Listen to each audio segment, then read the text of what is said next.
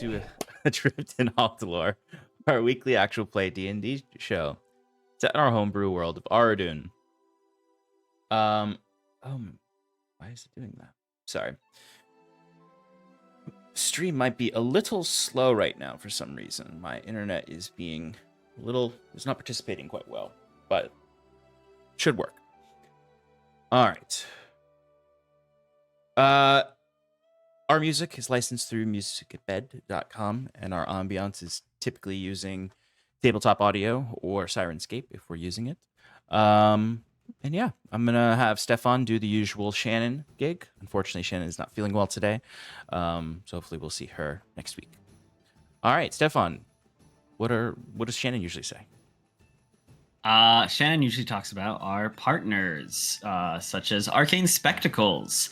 Roll for initiative and check out Arcane Spectacles, your haven for all things TTRPG.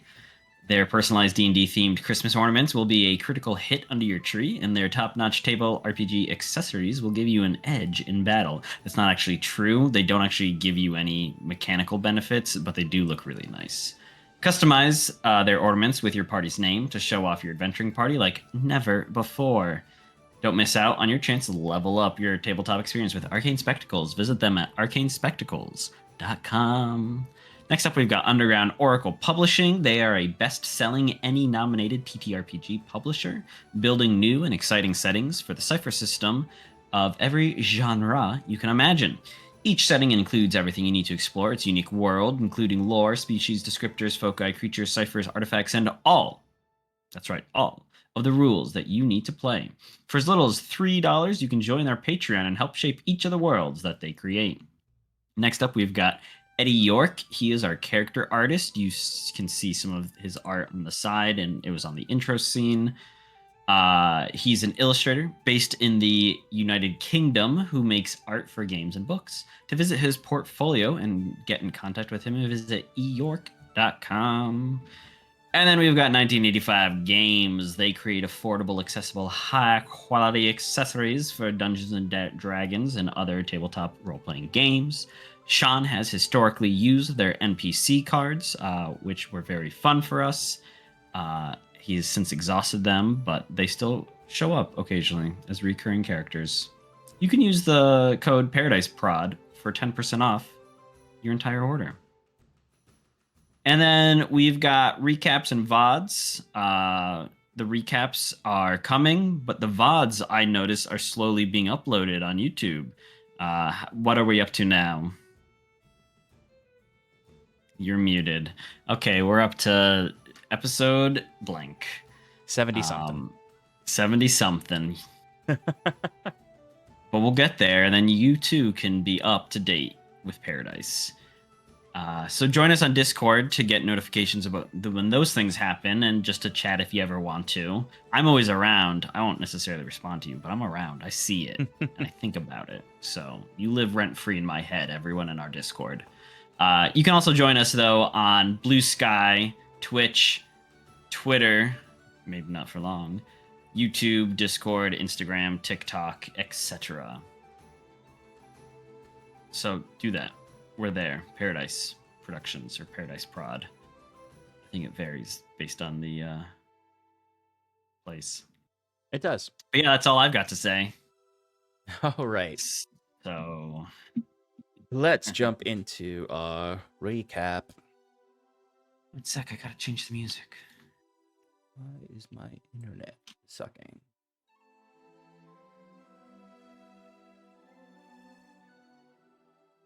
There we go.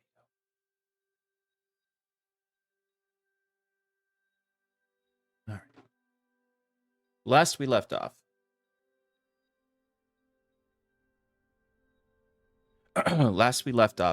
Iron and Mana spent their time hunkering down in Bruce's tower during the effects of a blackout storm in Serkanto. Specifically, a storm that came with an entity known as the Herald. They learned of this entity from Baron, who is one of the friends of the local reveler cleric in the revelry camp. They learned that this Herald comes from the north when he comes, he rides atop an undead dragon, and with that undead dragon and the Herald comes a horrible blizzard. And so long as the Herald stays in the area, the blizzard persists. Most of the time for a couple days. It depends. But while they were hunkered down, they began to learn more about each other. Specifically, Sass had wanted the party to learn more about their backstories, or at least a little bit more about themselves. And we learned a few specific things. We learned that Bruce's eyes, his blindness or semi-blindness, came from an accident in his youth, and that he was a little sheltered in Halcyon. Didn't exactly get out much. Jacquette spoke a little flippantly about his parents. That prompted Fearn to question the values that Jacquette has, question his respect for his elders. But also we learned that through Jacquette's sarcasm and jokes that he was kind of ignored a lot as a child. Particularly by his father, who cared a little bit more about his siblings, or had his siblings do more. This resulted in some lashing out from Jacquette in the form of getting involved with some less than savory criminals, which ultimately, though, led him to where he is now. We learned a little bit about Baron as well. He revealed that he at one point was bound to a warlock pact, and that through great effort he has relieved himself of that burden and those chains, and no longer is bound within that pact. We also learned that he's from Asia. Septimus and him spoke about the place, given that Septimus grew up in Asia as well, indicating that Baron hasn't been back there in a long time and is not even sure if his village still exists. But as all of this, these good vibes were happening, as the party was sharing these stories, the days went on, and the days continued, and the storm did not give up, day after day after day. And at certain points, the party had to be stalwart against the threats of this storm. The shadows at the edges of the light of the blessed wort held some invisible creatures that, although no one could see them, even Sass with her devil sight, they did present some sense of wickedness and stalking. Bruce decided it would be a good idea to blink, to go into the ethereal plane to see if he could see what was in these corners. And what he saw terrified him. He saw creatures of innumerable limbs and eyes and mouths gibbering and staring, crawling towards him, but then kept at bay by the searing light of the blessed wort. It was a good confirmation of the effectiveness of the blessed wort, but also what sort of devilish creatures, what sort of evil it was keeping at bay. But the blessed wort can't last forever. And as the days continued, your supply ran short. The hags from the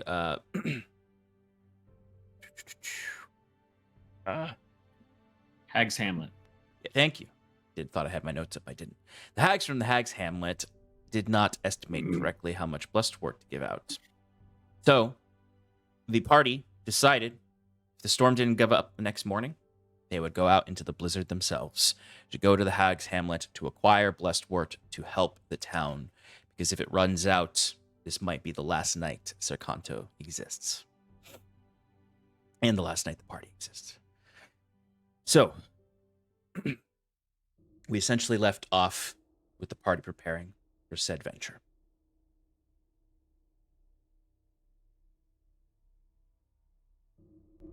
So the morning has come. The blizzard has kept up. As far as Fearn's druidcraft can tell, it's unlikely to give up this night. You've dealt with the banging on the door of evil spirits trying to get their way in. You've dealt with the creatures in the shadows, all under the protection of the Blessed Wart. You have very little Blessed Wart left. The storm is still raging outside. How would you like to begin this effort?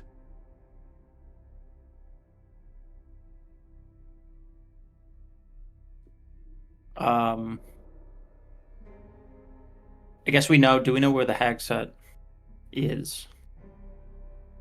Because Yes, Baron would probably know. Baron knows where it is, so Baron is elected to lead you guys to it. You also generally have an idea of what direction it is because when you first got here, Leon had pointed you sort of in the direction of it at the crossroads before the old town that you're in right now. You know, generally speaking, you have to get to the old palisade gate of the old town. Then from there, you have to head north in the town to get up the road towards the Hag's Hamlet. Thankfully, the Hag's Hamlet is relatively close to your current location. You're not going to be trekking across the entire city to get there. But it is also a very difficult time to be out in the wild as the blizzard is raging. As we're checking, I will cast Detect Good and Evil, or Evil and Good, knowing that Bruce had saw those creatures, and even though we're carrying like a little bit of Blessed Wart with us, right? I guess that's what you want to decide too, is how you're going to actually utilize the Blessed Wart. If we're all going, then we should have it with us as we travel. And if we get there, it might be... Are we even guaranteed that they will let us in? They might think that we're spirits and bar our entry. We'll get in. I don't think that's a problem, Fear. You think it'll be... Who would turn away this pretty face? Yeah, and we could just message them. It's fine. Baron here seems to be pretty reputable with the town as well. I'm sure they'd recognize his voice, especially if he says who he is. The Hags likely know that Blessed Wart is going to run out, so they would likely see us as a welcoming. Help them. So you're saying we need to bring our supply to barter? Not to barter. We need to bring our supply to live. Creatures out there are going to be seeking the warmth of life. Bruce saw it. The Blessed Wart keeps them at bay. Well, we have lanterns aplenty. We can simply put it in there and carry that in the middle of us, and everyone just stay close. Do you think it's worst case scenario, we run out or something happens to our lantern? Do we try for a quiet, stealthy approach or just book it as fast as we can? We should be cautious to not go as fast as we can, but definitely have some pep in our step to make sure we get there before this runs out. We'll be trudging through the snow. It'll be difficult to I don't be see any fast. reason to... Yeah, I don't see any reason to sneak right now, as long as we have the Blessed Wart.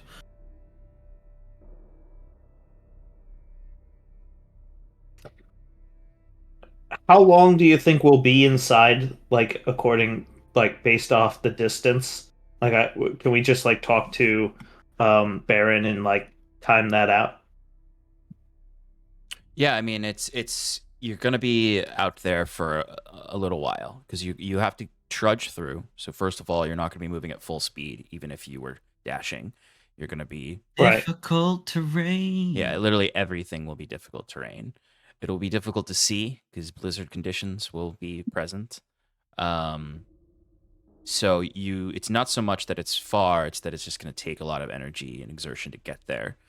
If this was not a blizzard circumstance, it would be like a 10-minute walk, but it's probably going to be longer, at least twice as long.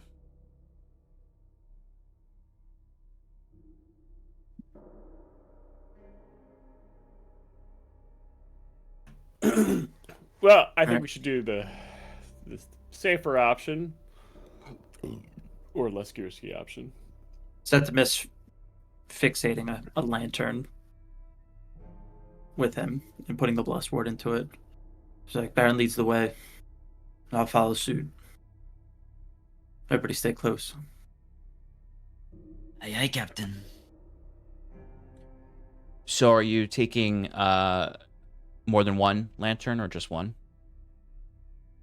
Just one. Just one lantern. Just one. Okay. Also, a quick point of order. Those of us with Boots of the Winterlands ignore difficult terrain created by ice or snow. That's right. You guys can walk like Legolas on top of the snow. So, I mean, that's only 3 out of 7, technically, if you count Sal. We're only No, as 3 good out as our of- slowest. Yeah. 7. Yeah. And I mean, Sal, I think will. I mean, mechanically, he's gonna have difficult terrain, but like Right. lore-wise, he can push through the snow pretty easily. Can I maybe? I don't know if we have one, but should we like bring empty lanterns just in case like one gets destroyed and we have to recover? I mean, I've got a I have bird one in my cage. inventory at all times. Saskia has one in her inventory. Okay, I don't have one, so I just wanted to Okay. make sure. Um, what kind of lanterns do you have? Just general hand lantern. Well, it'll say in there if it's a hooded lantern, that's not as helpful. Or am I, no, I'm thinking of right. I'm thinking of a different. Is a hooded lantern? I'm the what I only think it is? one that was like, I want a special lantern. So Jacquette has a hooded lantern, or where is it? Jacquette has the bullseye lantern, which allows you to shoot a beam of light. That's what out. I was thinking of as the one that Yeah. like is not effective. The hooded lantern's the effective one because Yeah. Yeah, because you. But like Saskia just has. Oh wait, does she just have a lamp? Yeah, so Saskia has a lamp which burns oil as fuel to cast bright light in a 15-foot radius and dim an additional 30 feet. the issue with a lamp. Is that the wind can probably blow it out? Yeah, and that the hooded lantern is beneficial because of the hooded aspect keeps the wind from Right. blowing it out. I don't know, like isn't it covered with glass like the lamp? That's what a hooded lantern. Yeah, is. that's the one. That's what I have. Okay. Oh, you do have one. Okay. Yes. Yeah. Oh, perfect. Yeah, no, a lamp is literally like if you think about it is more akin to like those like Victorian finger things you hold that has oil in them, that has a little light on them. And a hooded lantern is the true like who goes there lantern. So, Septimus has a hooded lantern, so that means that you will actually be able to effectively use the blessed word outside. And to reiterate, I'll cast Detection of Evil and Good again. Okay. Right before we head out. Not casting it right now and talking for 10 minutes. Be like, damn. Septimus, are you gonna be holding it? Yes, as he puts it in his lantern, and then with his mechanical arm on his back, he'll grab it with that and sort of kind of just raise it up so it's a little bit elevated. So it's Yeah, kind of like like a that. beacon to everybody. I mean, Cool. should I cast protection from evil and good on you? I know you can do it yourself, but Well, I'll be concentrating on detecting the evil, so if you feel that might be beneficial. I suppose it's most effective on the person with the lantern, so I will. It's concentration 10 minutes. So hopefully I might have to cast it again while we're traveling, but for the first leg you'll be good. Ish. Yep. Okay.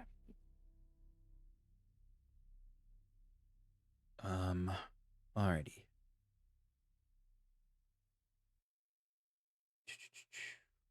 I left something downstairs that I need to go grab.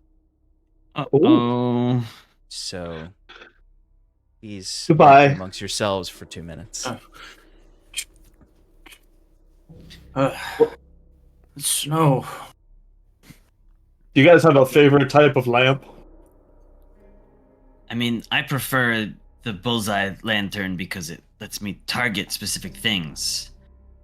I think it's nice. Yeah, but then, like, what if something's sneaking behind you? I guess you're the one sneaking, so, in your Right. case. Yes. I've never But actually really you're sneaky considered... if you've a lantern as bull. Anyway. I mean, I never really found much, like, use for them. You just don't travel at night. But well, Yeah, but Well, that's not sometimes always. sometimes you have to, Finn. Right. Especially growing up in a very secluded region of the map. You have to do some night chores, or it's dark out. You need to be able to see. And Not considering all of us are blessed with having ability to see in the dark. well, Yeah, I can't see that well in the street dark. lights But everywhere, like, too. Baron like gives Septimus a like a fist bump as the other human in the room. Yeah, it's quite difficult to see. All right, you all ready? ready as we'll ever be. Jacquet as he takes out his crossbow. We need to stay as close as we can to each other. I wouldn't even recommend we move in a line. I'd recommend we move in a closer cluster. I'll go on someone's shoulders. Looking at Fury. You can go on Sal too. Oh, Sal. Yeah. Or me. Oh, I could do that too. But yeah, you got an arm back there. It's a little weird. I gotta go around it. yeah, Sal, I Climb would. on me. Sal just grabs you, Bruce, by like the cuff of your shirt and just plops you on his shoulder. There's certain to be undead out there. They tend to, especially after the storm lasts multiple days, they wander, but also the Herald seems to be able to summon them and affect the region. Oh, He'll likely... Our presence may not go completely unseen, so we will do our best. But the quicker we get there, the better. we're going to have to. All right. All right. Let's go. Let's go. He opens the door, and there's immediately just like snow gets blasted in, and it is immediately extremely cold.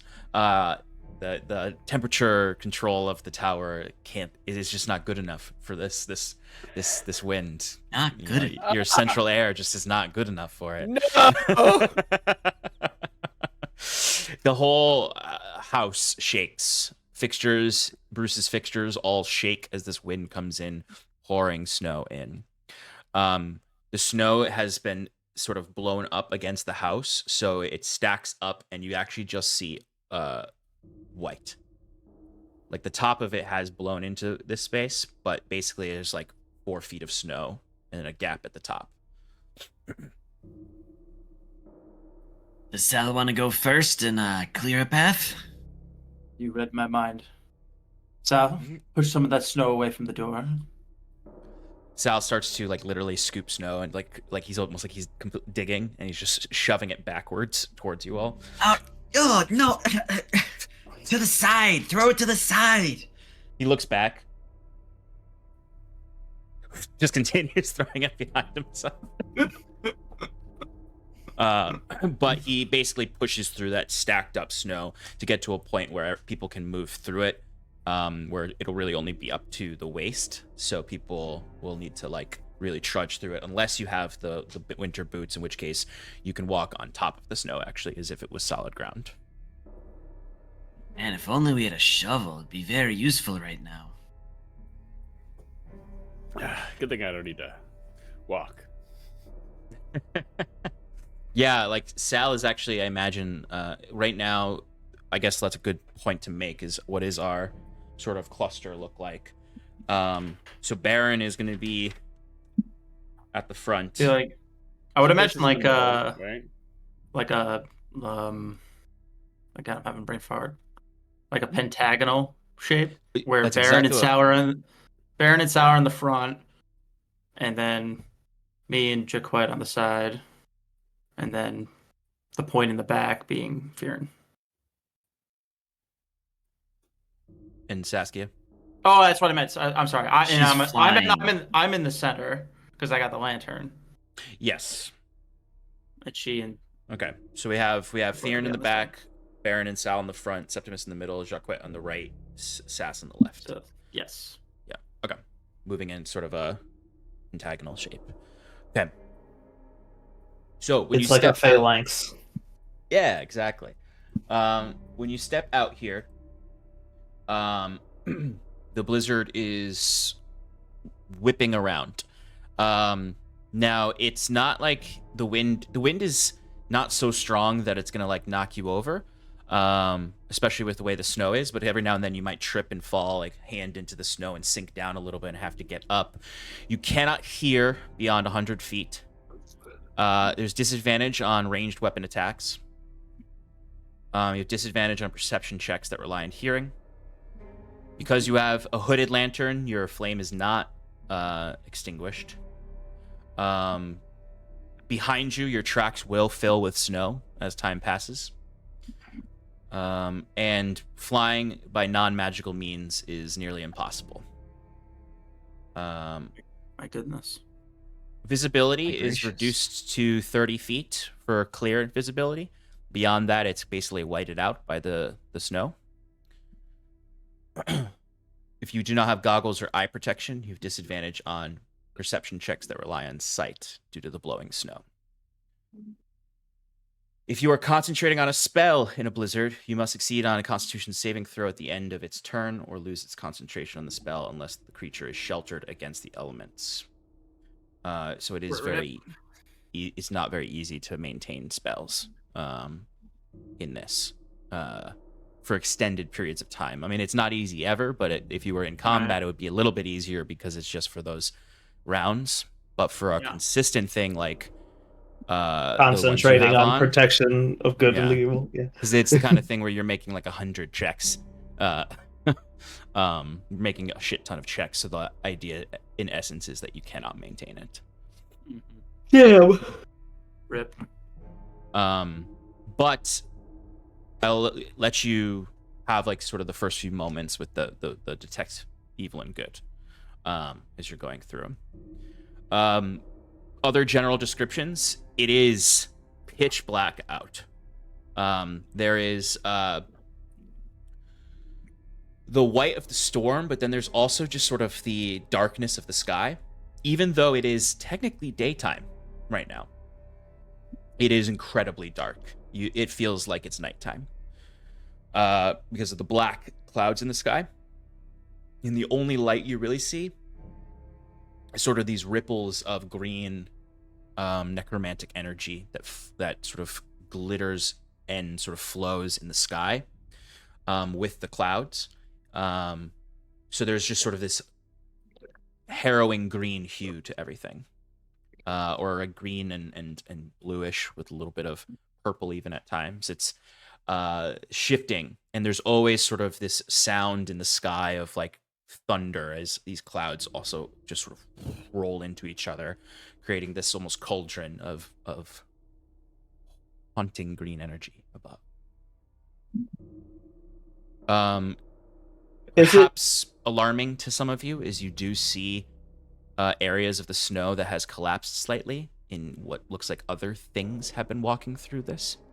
It is mostly filled up by the storm, but you can clearly see breaches in the snow, even if it's just a shallow divot, where whatever was banging on your door was likely walking around in, and there are clearly other tracks of some corporeal entities that have been moving through this space. Is it similar to like a regular hurricane sort of situation where you can I can see how the wind is flowing and kind of like identify like an eye or like some sort of structure? You could definitely see the shape of the wind with all the snow in it. So you can definitely see sort of the wind currents in the air. There's no eye nearby that you can identify at this point, even with the perception check. Likely the eye, truthfully, likely the eye is the Herald and is moving. Yeah, that's what I was kind of looking out for. No, then that's good. Yeah, if you want to just be doing occasional perception checks to try to identify if an eye is approaching, which might mean the Herald is close. That is something you can do. I think from being in the back, basically, I'm looking behind us, but I'm generally mostly looking towards the sky to see if there's any sort of fluctuations, and like trying to sense the wind to see if there's any distortions in the way the like unnatural ways that this storm could be affecting our party. Yeah, absolutely. Give me a perception check with disadvantage. Do I have disadvantage for sight if I have a fake eye that I can see through, but I only have one, so I'm only looking with one eye? I would allow that, actually, because it is a... well, let me actually... What is the item?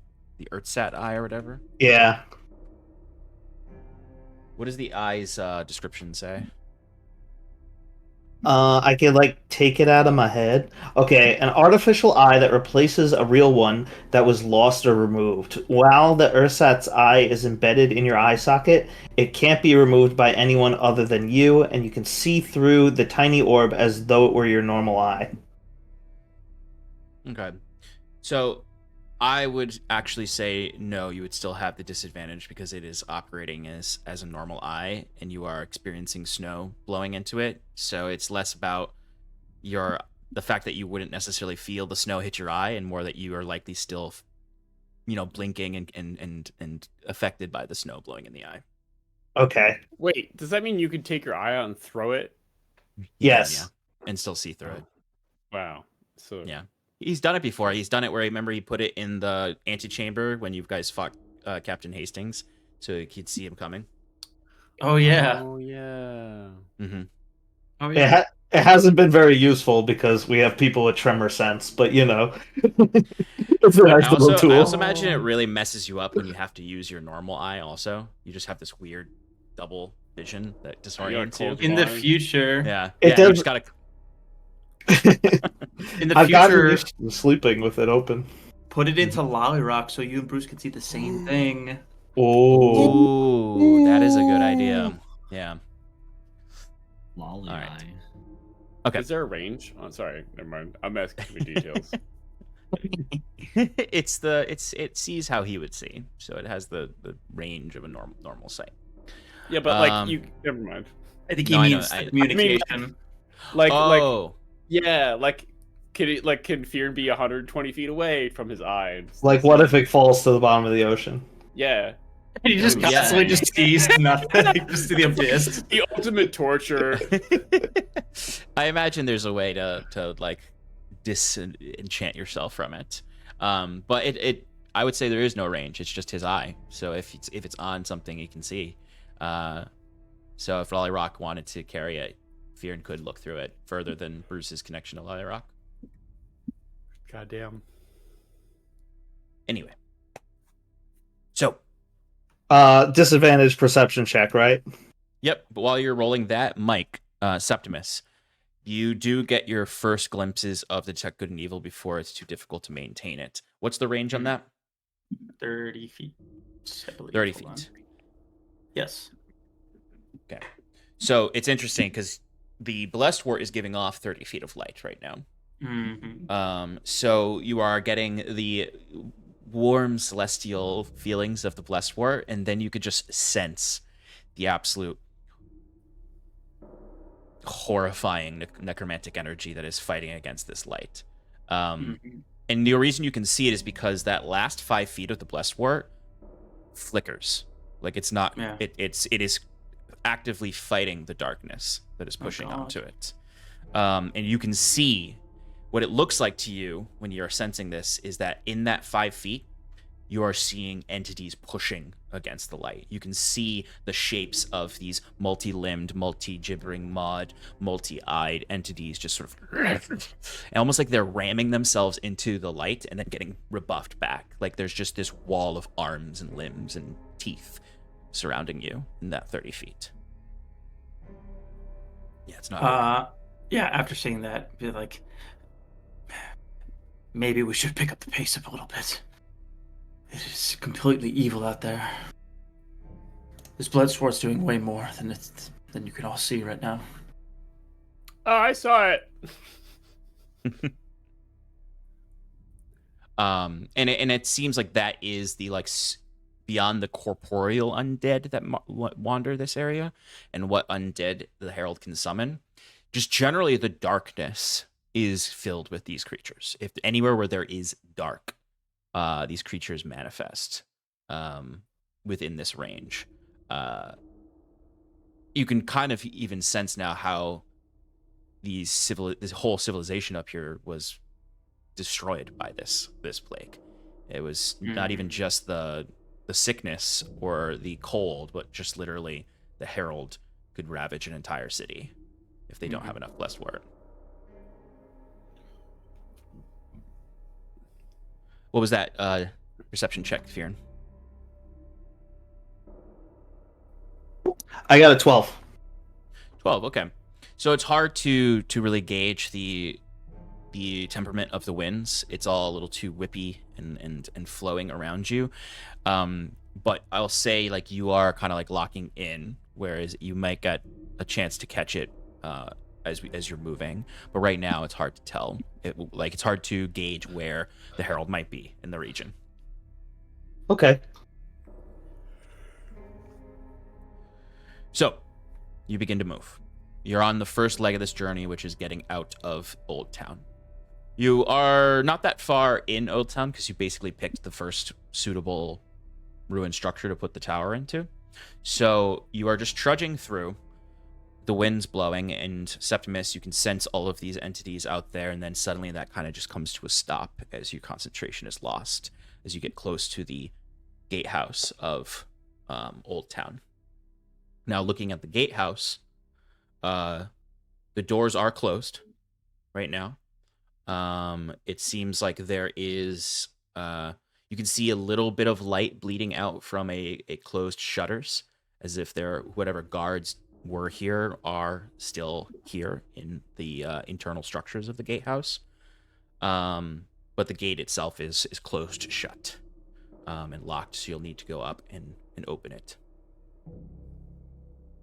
Are we talking like it's just like a wooden deadbolt? It's a wooden, yeah, exactly. Huh. Yeah. I could teleport one of you on the other side. I'm pretty sure we're on the inside of the gate, so we You are can on the lift inside, it from yeah. here. Sorry, I bet. Yeah. Can I get in there and try Never and mind. lift the deadbolt? Yeah, absolutely. I mean, everyone's gonna have to stay together as you go. Right. What is it? Let me just get everyone's passive perceptions real quick. 17. 13. 16. 19. 19. And then what was it? 17? Shockwave? Oh, 17 Jacques- for me, 16 for Jacquet. Okay. Remember though, disadvantage is a -5. Yep. Wah, wah, wah. Oh my god, my brain is not working. Same. But that's perpetual. I was gonna say. When What's did it Saskia's start? passive perception? If anyone has her character sheet open. 15. Okay. And then you said -5 for the disadvantage. You at 11, Bruce at 12, Septimus at 14. Okay. Septimus, as you all get up to the gate where you can hear Fearn starting to lift this, and I imagine Sal's going to help him as well. You hear and see shapes beyond light. They are not spirits. These are corporeal creatures. And you can see there's Behind. something. No. This is inside with you. You can see these creatures. You can hear the snow moving and the crunching of the snow. And the first thing you notice and see is the glint in their eyes. As you can see also the glint of their teeth and muzzle, as there is blood soaking their whole muzzle. As you can see this undead gnoll creature. Ooh. That's like a walking humanoid hyena that has blood soaking its navy blue fur, with its eyes opaque, but you can still see the glint. It's almost like this hyena face comes out of the shadows and is just lit by the blessed wort at the very edges, as you can see a few of them in the distance. Fearon, give me a athletics check with advantage because you're getting help from Sal. Cool.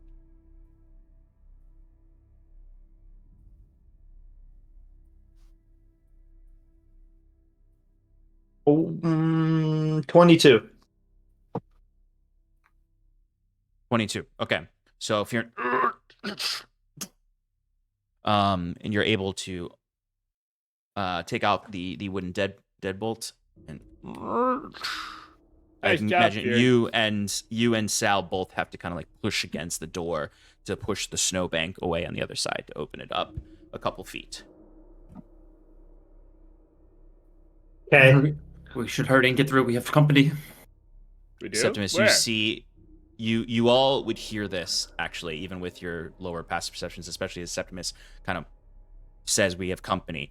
You hear sizzling noise, sizzling like bacon cooking in a frying pan, as you can see one of these gnolls steps a foot into the blessed word light, and then another foot in.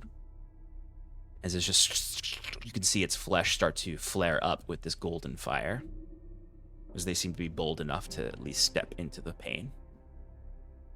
Is it? Are we fast enough that I could possibly like close the door on them before they catch up? Well, that's what I was Yeah. gonna say. That's what I was gonna say. We need to get behind the door and lock it immediately. You can't lock it unless someone's on this side. Oh. Does it open both ways? There's the lock on only one side. So the lock was on. No, we the were on lock the, we is were on only the, on one we were on side, the yeah. lock on one side. Yeah. You would have actually. I said you pushed That it makes- open. You and that Sal makes would have actually sense. had to pull it open. Yeah. We had to pull it open. Yeah. Okay. So what do you want to do? I mean, I imagine regardless of anything, everyone's moving to the other side quickly. But do you want to try to do something to lock the door? Or do you just want to keep moving? Wait. I have a thing. Got a thing, people. Got a thing. Man's got Sean. a I thing. got a thing too. Sean, You get to hate me, and it's okay. I can't wait to hate you. I love it. is when it I an get to hate you. immovable rod? So one of the things I wanted to work on, and I don't think we ever resolved it, but I had a broken charm with a key carved on it. An amulet of arcane lock. Yes. But I didn't get any details on where it was at with that. But can I do a quick investigation or whatever you want me to do, or arcana check to see if I can use that? I know I'm...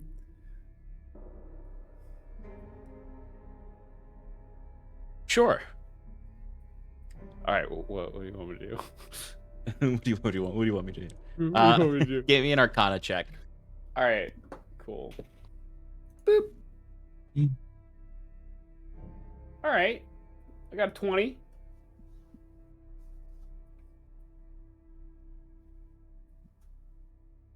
Okay. With a 20, you would okay.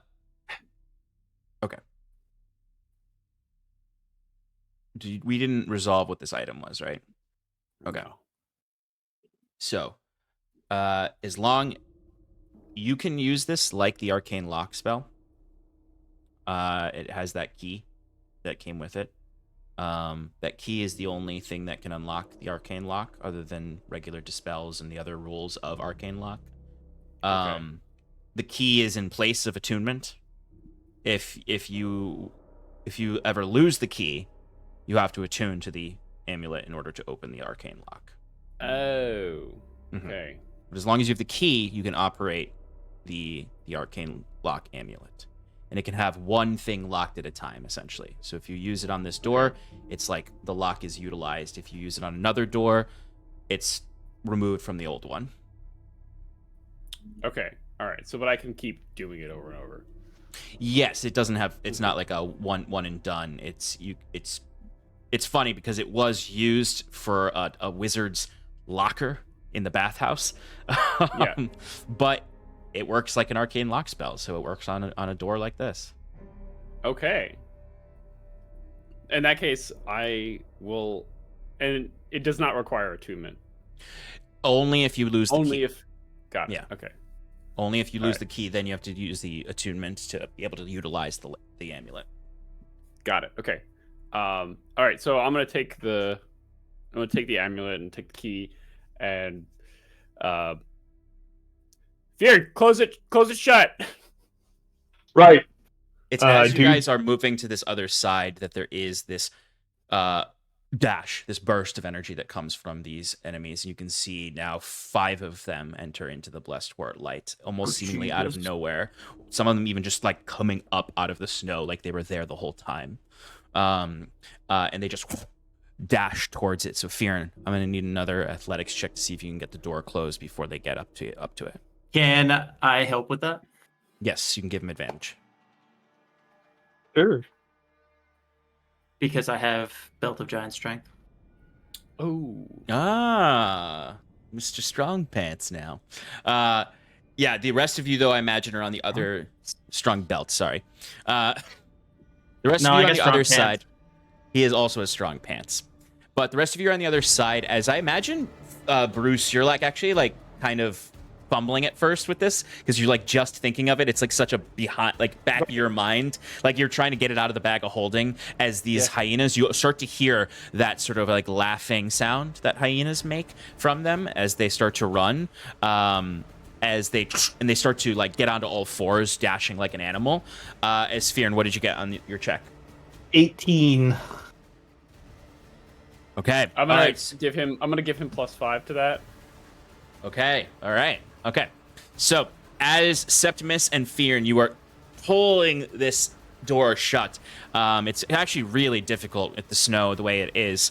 And just as then there's sort of I imagine the magical infusion from Bruce to help get it shut as these things come rushing up. You can hear them bang into the doors and start clawing at it as a whole hyena arm comes through and tries to scratch at Fearin's face as you pull this shut.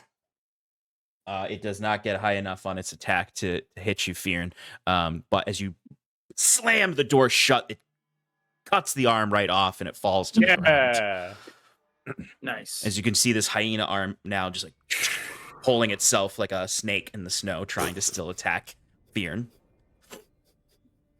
And then Bruce, I imagine you literally just put the key up to the door and turn it, and it locks. As you can all sort of see the light of a mystical block now goes on the doors on the other side to keep it shut.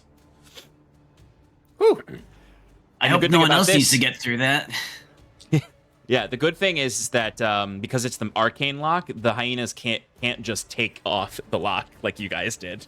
If you had just locked it the other way, the hyenas would have eventually just figured it out and opened the door. But you can still hear them clawing on the other side and giving off that cackle of the hyenas. And it's as you kind of maybe catch your breath for a moment that you turn around and look at the streets. And you can see there is, because this is slightly elevated, so you can kind of see out to the whole town a little bit, although it is pretty hard to really make out anything other than the vague shapes of houses because of the blizzard. But there is just sort of that same turquoise aurora moving through the streets. Almost like there is an entity searching for people.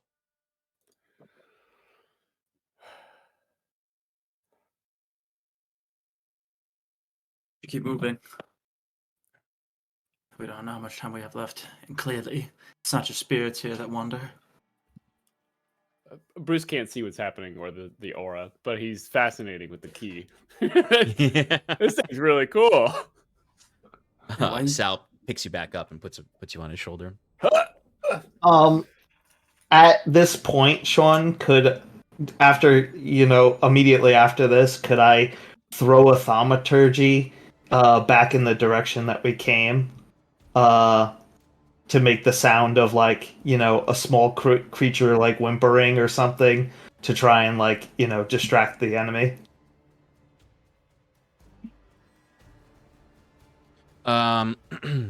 It's only 30 feet away. Yeah, you can do that.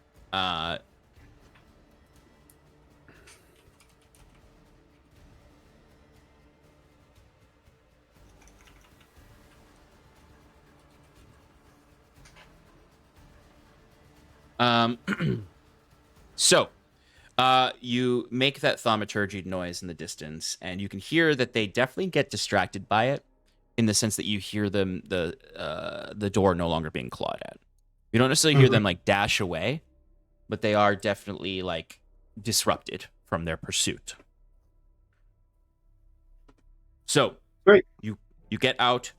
You need now Baron, sort of also breathing heavily and kind of a little shaken. He looks. As much as Baron has indicated that he's a pretty hardened ranger, he seems like more of the stealth kind of ranger, and doesn't necessarily like to get into these altercations.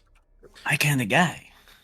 So he turns and looks northward, as you can see kind of where the road, or what was the road before, curves up towards the north along this palisade wall that is the exterior of Old Town.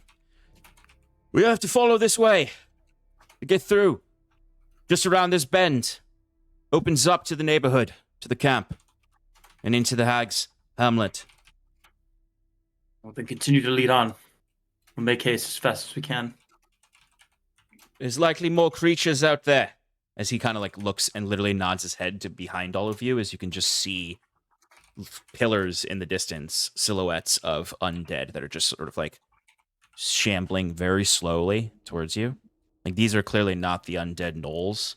These are regular shambling zombies that just start to slowly follow you as you're moving. As you guys are trudging through the snow, there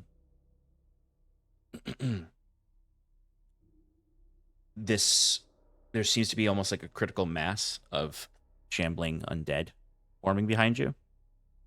Every couple steps you take, there's another one behind you. All kind of huddled in the dark behind the blessed wart light.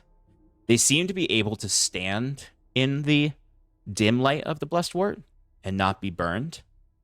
But you imagine it does have some effects on them. Maybe they have disadvantage on certain things while in it.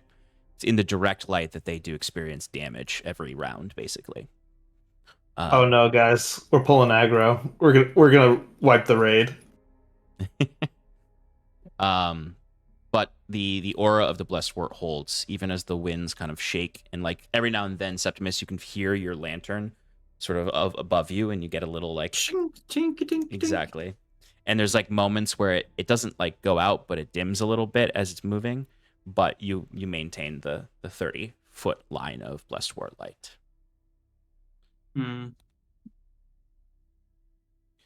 Okay. So we're marching in the same pentagonal force. I think that's most effective. Aye. All right. Up ahead, this road is fairly barren. There's it's just before the storm you saw was basically just cobbled stone that led up towards this camp with a few small loose structures or ruined structures until the actual camp. You approach, you can see a series of permanent structures that were here before, and the camp that's built around it with different tents and structures. And the first thing you really see is through the whipping snow is light. As you can see, two shapes that look like some kind of greenhouses that give off a golden light in the distance, indicating the hag's hamlet. Is that okay? Okay. Ben, I take it that's it. Yeah, exactly. He's like, that's it. We have to get to the light. Can everyone roll me a d20? Everyone. Actually, And it's no. not initiative. Who has the boots that lets them walk on the snow? Okay, you three. All right, I'm sorry. I take Yeah. that back. It's gonna be Fearn and Saskia who have to roll this d20. The rest of you Does are she not on have top. boots of the- either? No. Oh, she's No. They both had racial and class-based resistances originally. So See, but I rolled before you said who was gonna roll, so I should re-roll, right? no, he can just take my roll. no. Can someone roll Wow, for Saskia? what a waste of yeah. an 18. Thanks, Sean. That's my goal, is just to say flippantly say roll and then be like, sorry, Mike, that doesn't count whenever it's good. Mm-hmm. Mm-hmm. That's what it seems like. That's good DMing. I learned it. I learned that from Stefan. I would never. I know. I guess I'll roll for Saskia because I already rolled for her. Okay, All right, what'd you get, Fearn? a 6. Sass? Hey, so did Saskia. Nice. Oh God. They're about to Okay, be then eaten by then a they're both. snow One What happened more to both six. of you? You Oh, both snow- die. There's snow sharks here. Basically, Oh my kind of. God. As the three of you, well, I guess that's true. Bruce, you don't have to ride on Sal's shoulders because you can walk on top of the snow. He can't Um, see. But I can't really see, so I think That's fair. Sal is That's fair. probably the better Sal is option. You just still- see it's yeah. like a million tiny individual freaking snowflakes under Actually, him. real quick, Mike, I'm gonna let you keep that 18. It's just gonna count for Sal. What about Ooh. Baron? I already rolled for Baron, and he rolled Oh. 16. Good for him. Yeah, Baron's doing great. It's actually Sal and Baron are like up front, like digging through the snow, as behind them Septimus and Jacques are just walking on top. And then Sass and Fearn basically in the back trying to keep up as well. But as you keep pushing, Fearn and Sass, you both are kind of trudging behind. You're kind of lagging a little bit. You're still in the Blesswort light because there's plenty of it. But there's a moment, Fearn, where you step and you suddenly see the snow rapidly turning like this dark red, like blood. And it's perplexing at first as you're kind of like cock your head at it, what's down here. And then immediately, in the blink of an eye, a zombie jumps up out of the snow. You can see it rips its own arm off because you had stepped on its arm and split its undead skin. And just goes for an attack on you. Same thing for Sass. All of you ahead turn behind suddenly to see these two large zombies jump out of the snow. Sorry, medium size, but they're big dudes. Mechanically medium, as they both go for these attacks on Fearn and Sass. They do immediately ignite though with the Blesswort's fire. But they are going to get attacks off. Surprise Zubini. Surprise zucchini. Fearn, does a 19 hit? No. For Saskia, I think a 22 is going to hit. Maybe. Maybe. Baby. Saskia takes 6 points of bludgeoning damage as the zombie is just like pummeling into her. As the two zombies, though, immediately take Blesswort damage. As they ignite into flames. But they are going to survive for at least a round or two, so we'll need to go into an initiative. So please roll initiative. Ooh.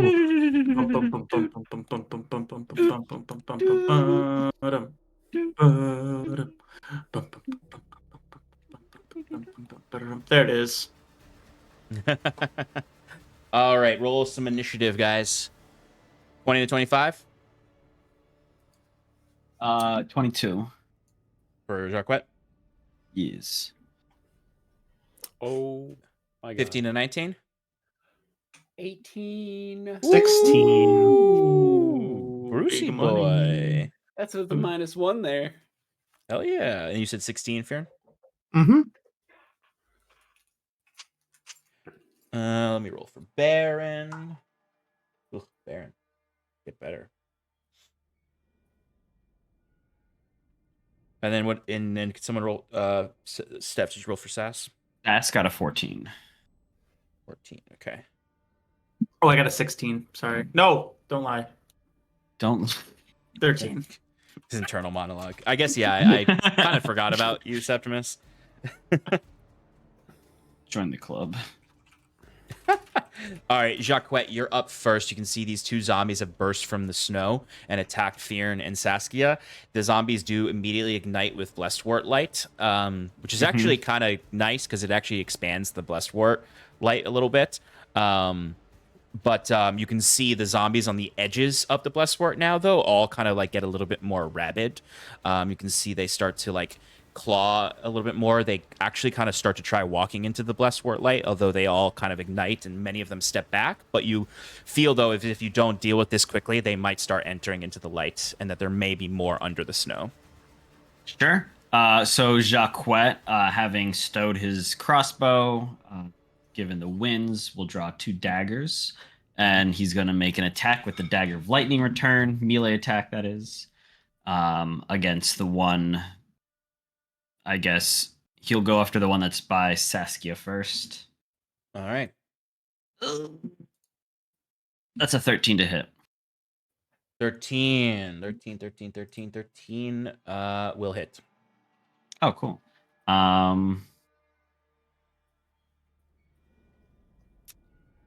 So that is going to be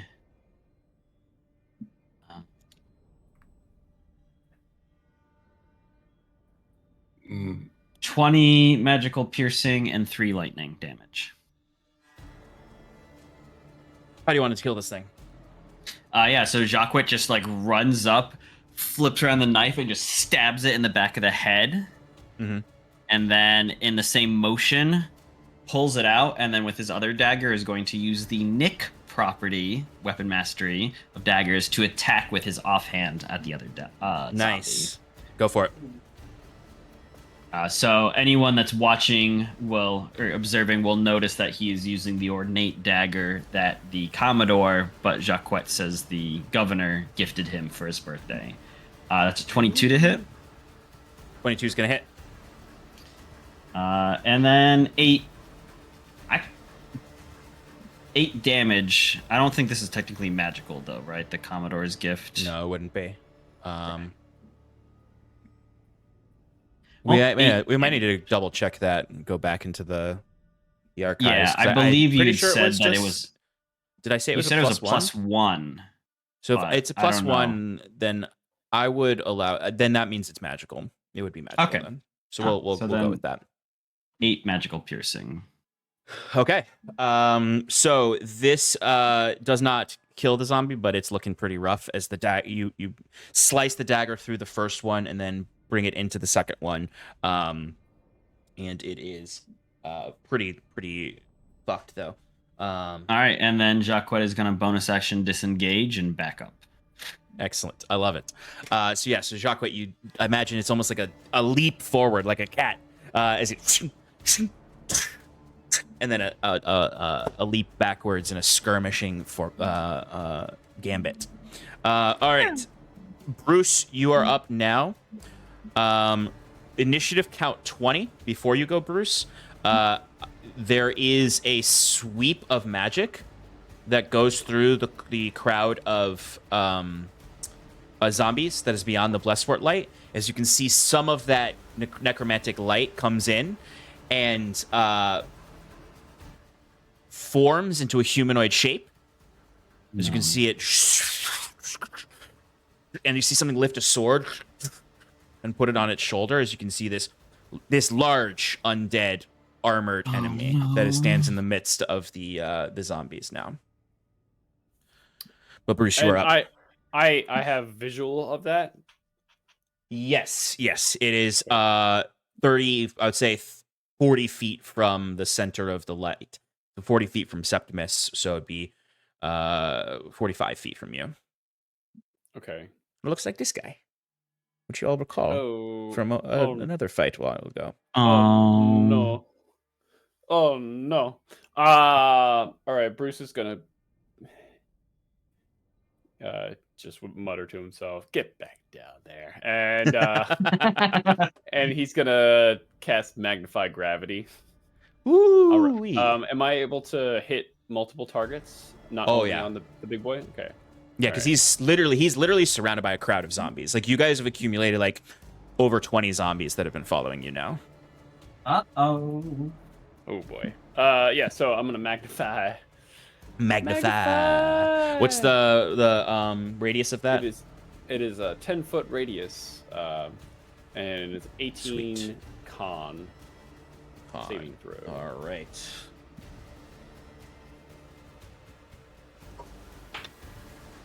Let's see. Oh wow, he fails. The zombies also fail, actually. I mean, they're only gonna take 4 damage.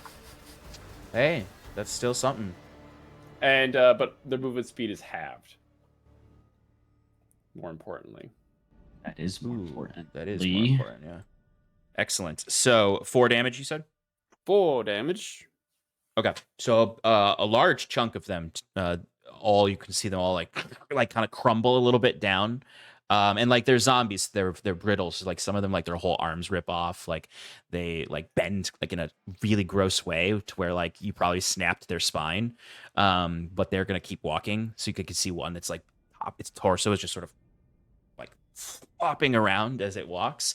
The large undead, you can see like it's almost like he himself is like vibrating because he's resisting it so much. It is crushing him. He is experiencing force damage, but he stays standing tall. All right. Fearn, you are up. There is a zombie in front of you and 20 plus zombies behind you outside of the light. Okay, can I wrap around this zombie with all of my, like, as much movement as it takes, so that way it's in the same direction as all the other zombies behind me? Yeah, you could definitely do that since you and Sass were in the back. That makes sense, yes. Great. So I'm gonna do that, and then I'm gonna attack it.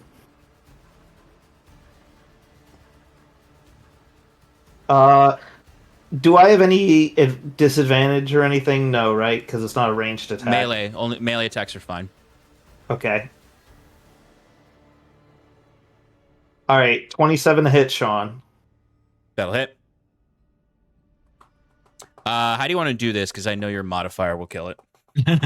Cool.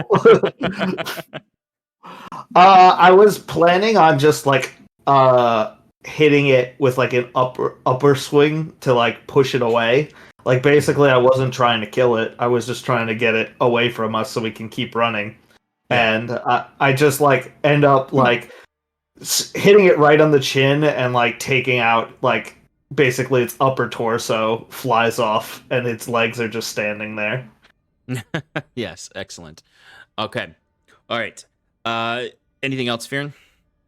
I'm going to use the rest of my movement to keep going in the direction that I need to go. Okay. Saskia. Saskia is going to do her bread and butter. And launch. Well, she's going to start with 3. At the big guy, just being like, "Oh no, that looks bad, eh?" Yeah. Flawless sass. Thank you. I thought so. She only has a +10. That's fine. 13, 29. Only as a +10. Yeah. Oh shoot! I could have casted a cantrip. My bad. 13, 29, 23. Okay, so the 29 and the 23 are going to hit.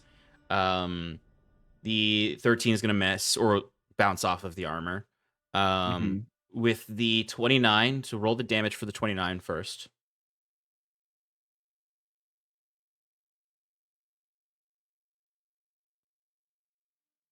Took very long. 8. 8 force damage. Mm-hmm. Okay, so the entity is going to take that 8 force damage, and then for the 23, it's actually going to use a reaction where it is going to take its big sword and it's actually just going to cut through, doing a magical parry of the of this Eldritch Blast, and kind of like literally just like cuts it in half and it almost splays behind him. And it does, I'll just say just for flavor, it hits 2 other zombies that just disintegrate. Nice.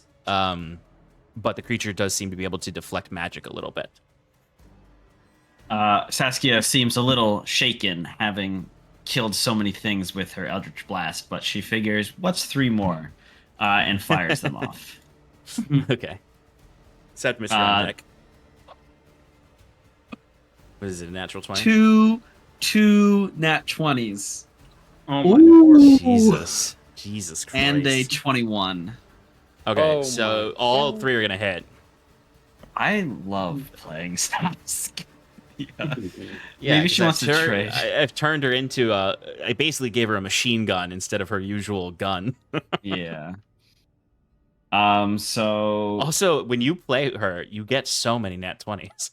I do. Yeah, you always get lucky. I don't know why.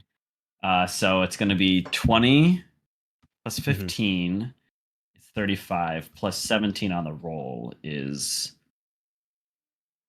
52. Did I do that math right? What would I 15, 10, and 17. 35. Yes, 52 force damage from the second one.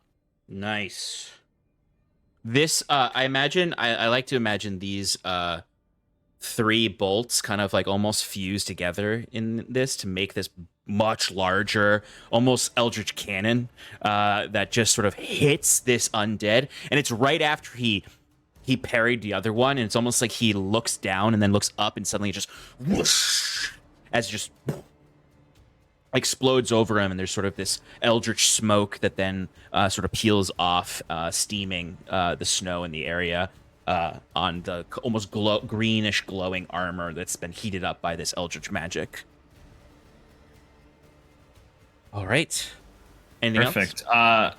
She is going to use her movement, to just, you know, basically, I meant, and like, I didn't say this specifically Jacques, but like, we're all like going towards the front of the group to then, you know. Yeah, you're basically staying in the light, which the difficult terrain makes you have to stay in the light anyway. All right, Septimus, you're up. You are also carrying the lantern, so you have to be moving as well to keep everyone in the light. We'll stay with everyone. Okay. And I will throw a guiding bolt at the big man. Excellent. Go for it. Magical range attacks don't suffer the disadvantage of the blizzard. Boom. It's only weapon attacks. 16. Not gonna hit. Bad roll. Well, it just I'll say again, it like deflects off of the armor and just like disintegrates trash strong mob. dark boy. Yeah. like it's almost like this lieutenant, we'll say, this death lieutenant has like an aura of zombies around him. Like as he steps, these zombies move with him. And like there's just like they're minions. You just give it to me that like there was a little zombie that came up and just like took the shot from him. Look out, Mr. President. President. One more. Just get that one. No, more exactly. Like it's almost like it's like anyone observing it almost sees him like grip the blade, and almost like a magical effect happens. The eyes of a zombie light up, and the zombie just walks in front of him and takes the shot, disintegrates. Ooh, I like that. But I don't like that I missed. Okay. But that's then pretty much everything I could do. So yeah. Okay. What does Sal do? Yeah. He'll just go for ads. He'll just go run and swing. For the So the like the ads are all on the edge of the light right now. So they're not up on you yet. So he doesn't have enough movement speed to be able to do that and stay with you guys. You take the dodge action just for fun. Sure. I feel like I No want to problem. give Sal a shield effect where he can instead he could also take the shield action where he'll stand in front of someone and be cover for them. Yeah. He throws snowball. He'll just keep moving with us. He can throw a snowball. Improvised think that's weapon. That's a null though. It deals 1 cold damage. I don't know if that's gonna do much. Okay. Turns out these things are vulnerable to cold. 2 cold damage. Ooh, okay. All right. You all move another 15, 20, depending on your movement speed, upwards in your cluster, closer to the hamlet. You are, I'll say, like, in after the next turn's movement, you'll be at the edge of the hamlet, like the tree line near the external buildings. It's pretty close right now, actually, where these zombies ambushed you.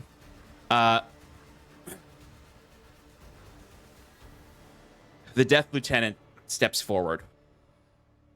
And he does not seem to be affected by the difficult terrain of the snow. And he literally steps forward through his host of zombies that all kind of stay with him, though. They stay in a line with him as he steps forward. And he does step into the Blessed Wart light. And you do see he immediately ignites into the flames. But he is he's a thick boy. He's a heavy boy. He's a heavy hitter. He's a brute. He shrugs it off entirely, as you could just sort of see that skull that's sort of like inset into the armor. He looks around as his zombies step into the Blessed Wart, but then they start to burn up and step back. So he takes his sword and lifts it into the air, and it begins to glow with the necromantic energy. And you see all of these zombies, their eyes all glow with the same necromantic energy in a way that, even though traditionally zombies don't try to protect themselves, they just go for things. But you've noticed that these zombies do seem to feel some sense of fear of the Blessed Wart, and don't willingly go into it if they can help it. But he essentially is commanding this entire group of zombies, and he just points the sword forward, and the horde just shoots out and starts to run at top speeds towards you. World War Z shit. I need everyone to give me a Constitution saving throw. Oh boy. Ugh, gross. As these, He's halved. Ugh. he still has enough room to get this effect off. And Okay. but thank you for reminding me. Oh. It's the unfortunate thing that you guys are also moving at half speed, that he can just kind of still keep up without that. Yeah. Well, he's like effect. quarter speed. He's not, though. I said he's not affected by the. The snow seems to let him through almost. Con saving throws. 27. Jacquet got a 17. Saskia got a 19. Bruce got a 23. Oh my god.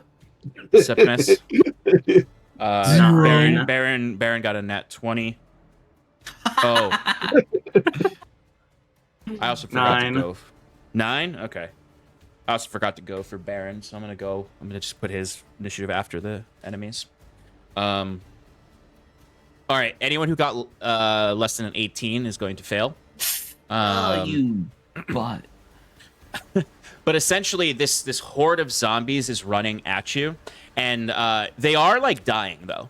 Like you see several of them do like burn up completely into ash, and it is literally like a send as much as I can, knowing that half of them will die, so that the other half can get you and start clawing and attacking at you. And you guys are overwhelmed in a very much so World War Z style as this zombie horde claws and grabs, and their claws seem to be empowered by that necromantic glow that he's utilizing. I would argue that the pile of bodies that are lining up might slow them down. No. If anything, it makes it easier for them to move through the snow. You would argue that, and the DM Yeah. would refute that argument. Because it is an ability, so it's not doesn't need to follow That's not how logic. that It's an works. ability. We're literally playing a game about magic. That's 10. One. All right, so those of you who failed are going to take 12 slashing damage and 12 necrotic damage. Those of you who succeeded What are was that taking number? 12 necrotic and 12 slashing. The rest of you will Okay. take half, so you'll take 6 slashing, 6 necrotic. Damn. Those who failed are also knocked prone by the horde of zombies. Damn. The zombies are effectively a swarm that are around you. You can move through them, though, because they are sort of not really a whole unit. They can be commanded by him to attack you again in this formation, but they are actively waning the longer they are in your space because of the less war. Like next round of initiative, when it gets back to him, their numbers will be halved, and then also even further halved if you attack them, to the point where you could actually completely kill all of them before his next turn to prevent him from getting to use this ability again. That being said, there are new zombies kind of marching up to the line behind him, but again, these are very much so minions. But that was his action. He does not have a bonus action. That I can see. So he is just going to take his Bloodsport damage.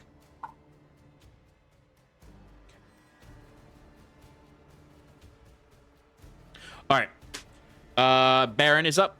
I'm going to have Baron draw his longsword and go for some attacks on the horde that's around you guys.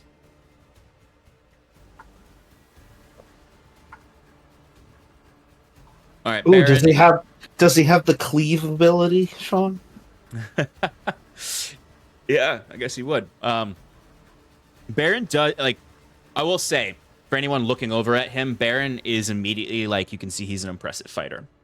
Like, mechanically, all I'm doing is 2 longsword swings, but visually, he looks pretty impressive as he does take down basically 4 zombies with these swipes as he's going in for these very calculated swipes, and he's very quick. Particularly noting like his agility and dexterity here. Oh, he is quite impressive with those attacks, don't you think? Yeah, I imagine it's not the people who failed their save that are noticing these things. They're just there as there's zombies hoarding over them. All right, Jacquette, you are up. All right.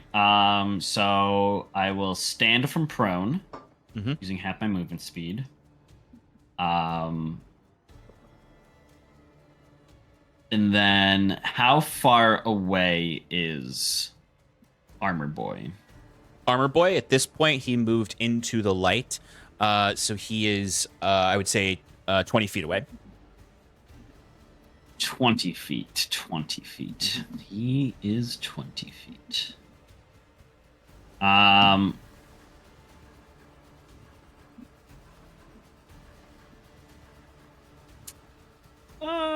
So, sorry, you had said that the zombies, are we referring to them more as a horde?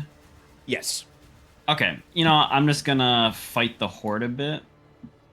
Thin it out. Yeah. So I'll make 2 dagger attacks then against the horde. Yeah, let's just do that. All right, 16 to hit.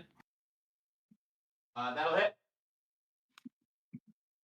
Do I get sneak attack on this since I assume the horde is next? Okay. All right, first attack is going to be 18 magical slashing and 2 lightning. And then 18 magical slashing and 2 lightning. Yep. And then using Nick, 27 to hit. That'll hit. And then actually, I apologize. I added too much damage last time. Offhand attacks don't use your ability modifier. So that's only going to be 2 Okay. slash or piercing. Your main attack takes out 3 of them actually. And your offhand attack takes out 1. So you do get an overkill on 2 of them with your first attack. So again, similar to Baron, Jacquet kind of, I imagine, like flurries up from being covered in them and just is like slashing throats and left and right as he takes out a good chunk of them. And then disengage to move my 15 feet back. Okay, perfect. All right, so Jacquet, you are essentially like at the edge of the forest line now, or the where? Are we getting a battle cam? I think he's cooking.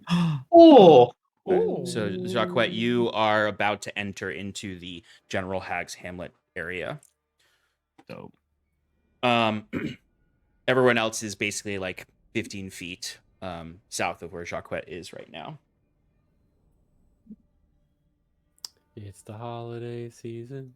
Holiday season, so and Sean is making a battle map Honestly, of the Hag's Hamlet and how nativity about sets, that? like are like prime.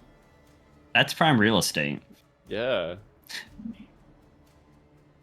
And also great for battle maps. exactly. Great for battle maps. Jesus baby could be the big bad. I mean, Don't get us in trouble now. Yeah. it's a little too close to home. I'm gonna use Cal for Baron. Wow. Ooh. Okay. All right, Bruce, you are up. There are about 10 zombies, 10 minion zombies that are all over the group right now. What would you like to do? Power word. Power I would like to word. do. I can't do That's that. true. Yes, what you would like to do. I'll say it.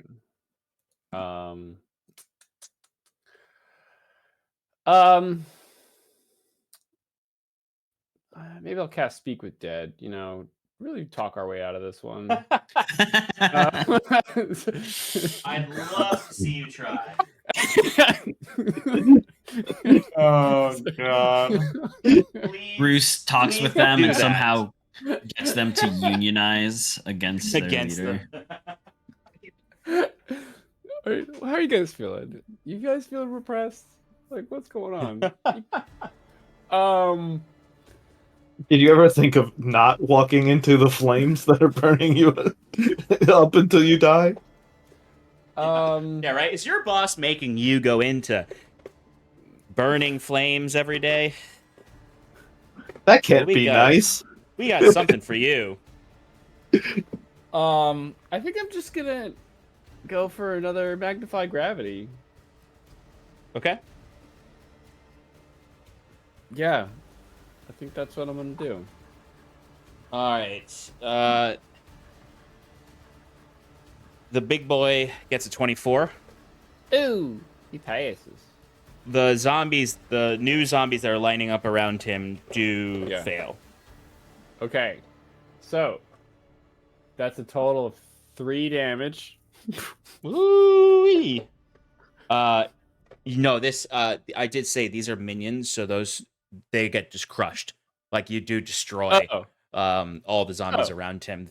You actually are actively preventing him from recharging this ability by doing that. Ooh! All right. Well, Because he won't have a substantial enough force to use this ability again. all right. Especially if you cool. guys finish off the ones around you right now. Awesome. Okay. And for my bonus action, I don't think I'm gonna do anything. I think I'm just gonna use my movement to get out of the fray. Yeah, that's all I'm gonna do. All right, that makes sense.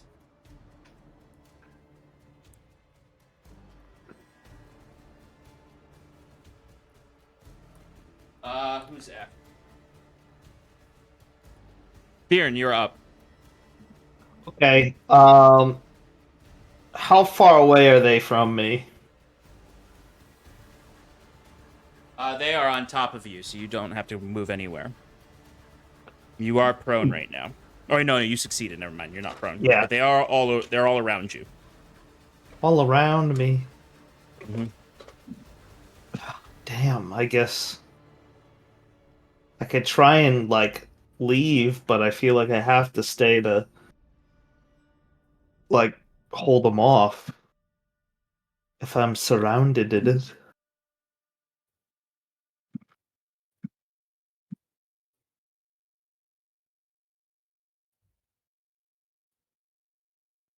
And is everyone else near me, or are they? I know Jaquette got ahead, but where's the rest of the party? Jacquet and Bruce are ahead. Everyone else is right next to you. Okay. All right, I'm gonna take a few attacks, and then we'll see where we go from there. Is the big scary man within 5 feet? No, he's 20 feet away. Okay, so we're just gonna swing at some zombies then.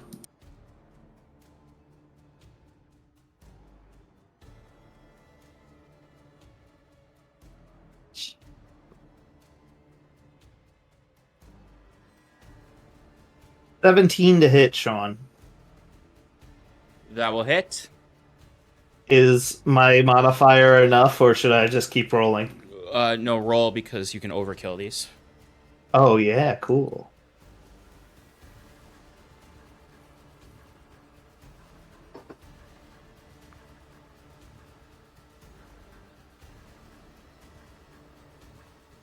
Mm, 13 bludgeoning, 6 thunder. Okay, excellent. You are able to take out 3 of them that are around you here. Oh my god. Are there more? Yes, there are about 7 more that you can go for. Okay, second attack.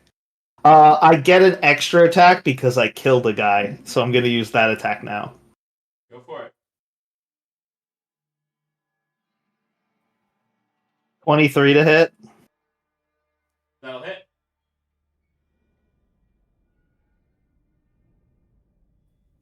For 25 damage. Holy shit. Okay. I mean, there's not enough around you to get the full overkill, but you are able to kill 2 more with 1 attack. Are there any more? There are. You'll have to move to get into melee with them. I only get 1 extra per one. Let's see. Oh, it's a bonus action. You use a bonus action. Yeah, I was just double checking. Yeah, I figured as much. Yeah, I'm gonna move and I'm gonna go for attack number 3. If I can get in between as many guys as possible, that would be cool. Yep, I just put you in a place where you can get 3 of them if you get enough overkill damage. Yay. Can I do anything to make... Oh. So, I rolled a 1, Sean, but if I use my weapon art thingy to give me advantage, but it would only give me advantage on the thing that I murdered, so that doesn't work. So I still got the 1 and I still missed, I would say. Probably. Yes, yeah. Well, it's an auto miss if you get a nat 1, so you do miss. Do I want to action surge?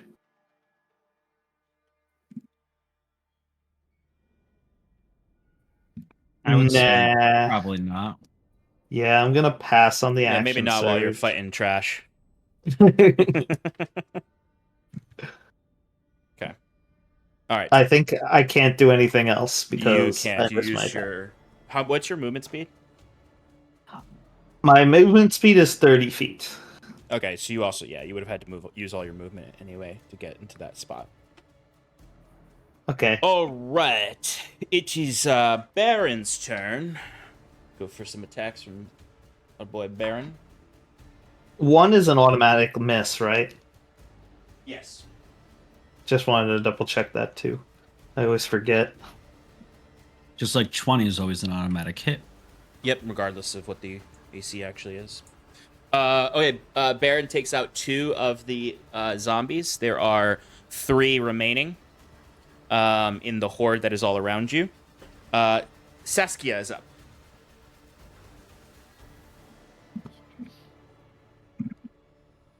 All right, Saskia's in the horde, right?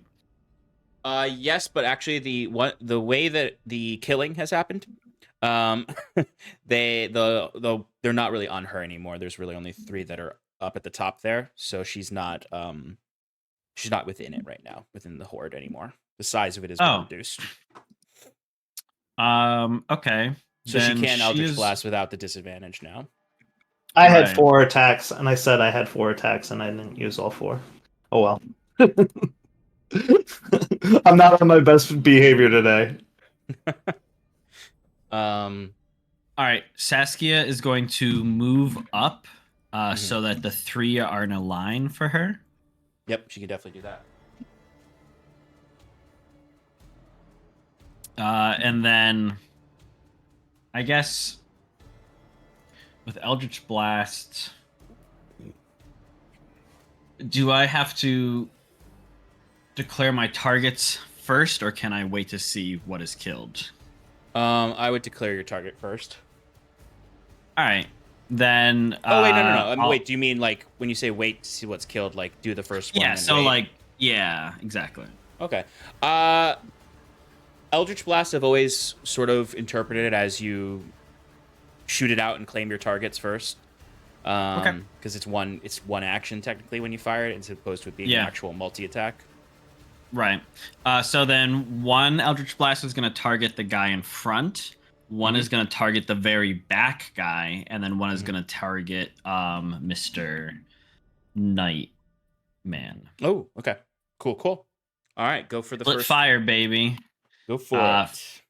First one is going to be a 25 to hit, That'll hit. and that is going to deal 10 points of force damage. Okay, great. So that over damage will kill the first 2. Oh, heck yeah. So then the second shot is going to hit the back guy. Yep. For 24 to hit. That'll hit. That'll kill him. Dealing 7. And then the final one is going to hit the knight. That's only 14 to hit. That won't hit. All right, Okay. then Sass. I guess that's the end of her movement, right? Use 5 more feet. Okay, then yeah, just move a little further up. All right. So you are no longer surrounded by a horde. So you are no longer at risk of being attacked. He also will not be able to use his overwhelming undead ability because the horde has been killed, and then the horde he was preparing was killed by Bruce. So you doesn't mean there won't be more undead that spawn, but he will not be able to use that ability on his turn. Septimus, you are up. There is still a big boy there. There are some zombies loosely gathering behind him, but not enough to be a horde. What do you want to do? You're muted. First, I'll move with everybody else.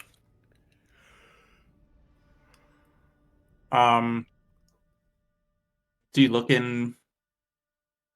All right. How's he looking? He is not bloodied. Mm-hmm. Mm-hmm. Well, I did 3 damage to him, Sean. You know, we'll try. You another actually guiding bolt. didn't do 3 damage because he succeeded on his saving throw. Did 1 damage. Well, we're gonna help right here, boys. Heard me. Another guiding bolt. Guide his ass. Go for it.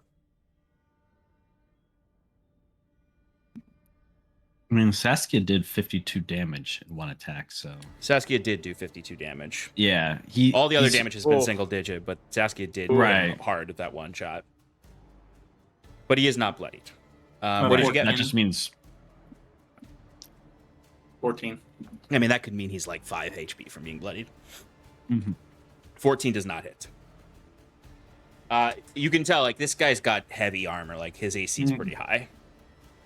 I figured.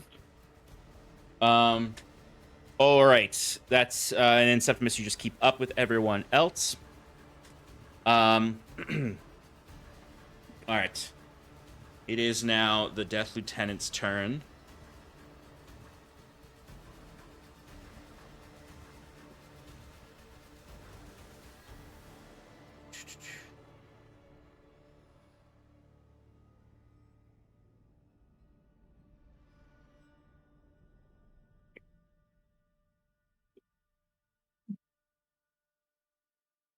Septimus, the Death Lieutenant looks at you, and points the longsword at you.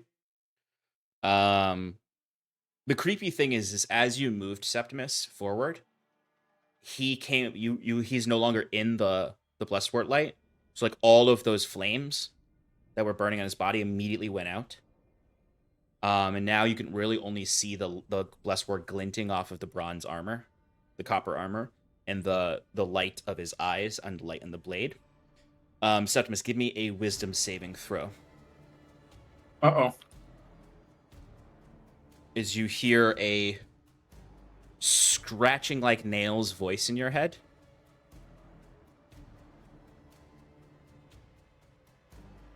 That just A says, 19. oh, you succeed. So you hear this command and don't need to follow it, as you would have just heard that voice just say, drop. But you succeeded. So a very frustrated Death Lieutenant now sort of just like slams the sword into the ground, angry, as it then lifts it up and just starts marching forward up to the edge of the blessed wort, following you, a slow hunter.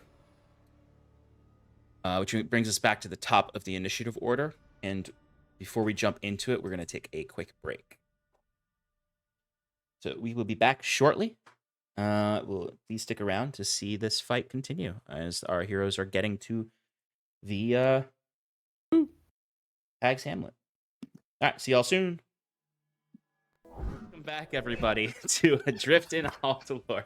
thanks, Sean. We're here in a dangerous game while Sean is also playing a dangerous game. That's right. I have these chuckleheads while Shannon's not here. Chuckleheads. All right.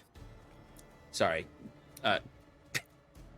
Let's jump back in. I can't believe you said that to us. You guys are running away from a really scary undead guy in a really scary blizzard, fleeing for your lives. Well, not really fleeing for your I lives. had a copper for every time that happened to me.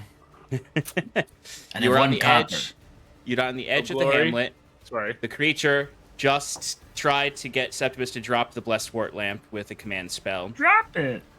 Drop it. That's exactly what that nails on chalkboard voice. That's what I meant. It was annoying, not scary. It's Kermit the Frog. Hey there, Septimus, drop that lantern. No, it was scary. Ooh, spooky. All right. Jacques, I'm sorry, Sean. Just in general. you're up.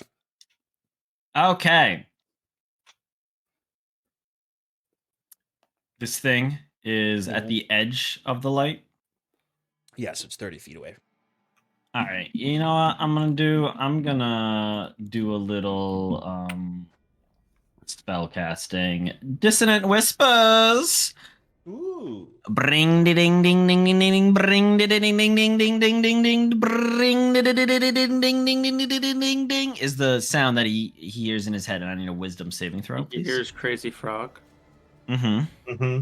Before doing that, sorry, I'm going to actually do a opposite unsettling words.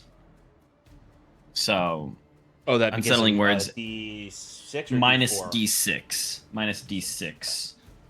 All right, let me roll. And I'm casting this at second level. Okay, and this what kind of save was this again? Wisdom save, please. Yep. Okay. DC 16. And it's minus D6, D6. you said? Yep. Do you want to roll the D6? Sure. He's got a 19. Oh, that's a 6. Perfect. So he fails. All right, so he's gonna take some damage. Mm-hmm.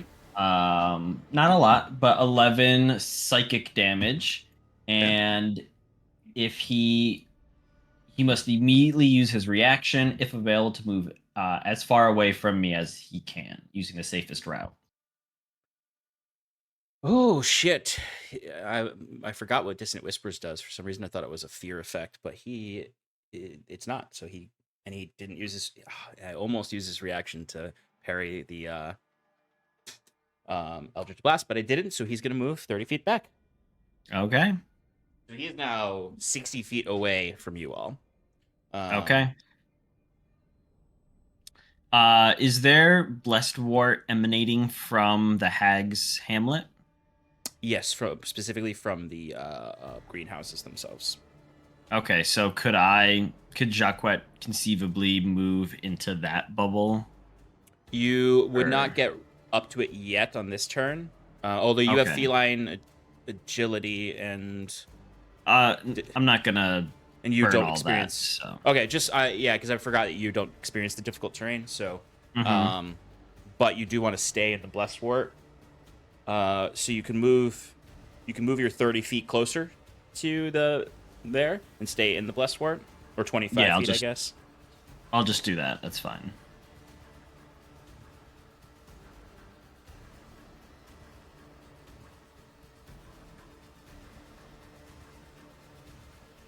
Oh, it's a Christmas miracle. Hexagons. Oh dang! Is that Pescos dang. and Ladon? Lights? Yeah. Little snow down to prevent that reflection.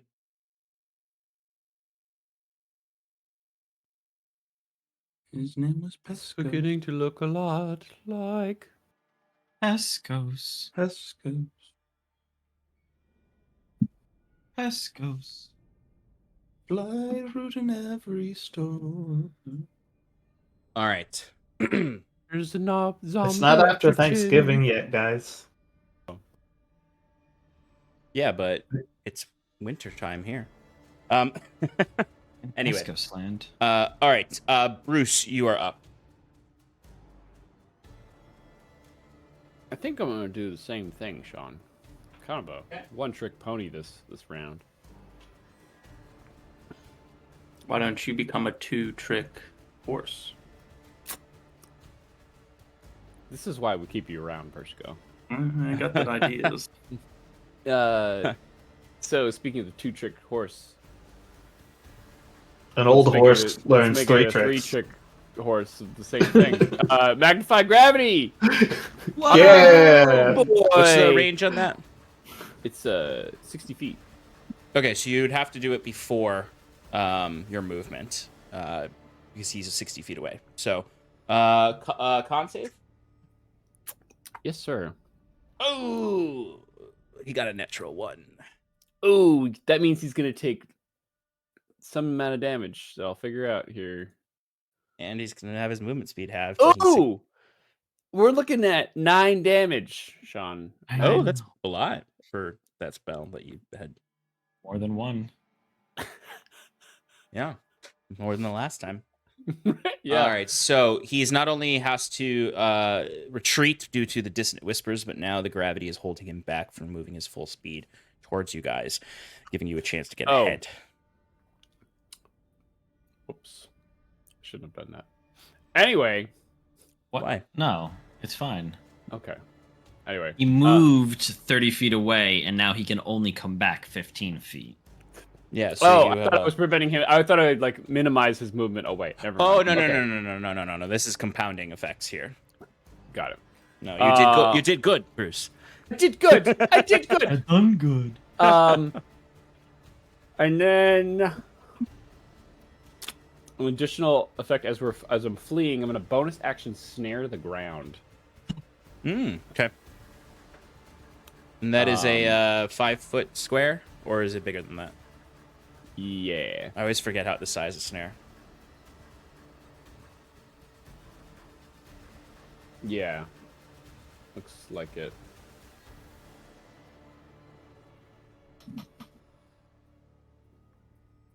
Bruce, shout out a little snare on his way out. And yeah, and then I'll make my way. Where do you want the snare to be? Do you want it to be right behind you at your destination, or back where the cluster was? Back where the cluster is.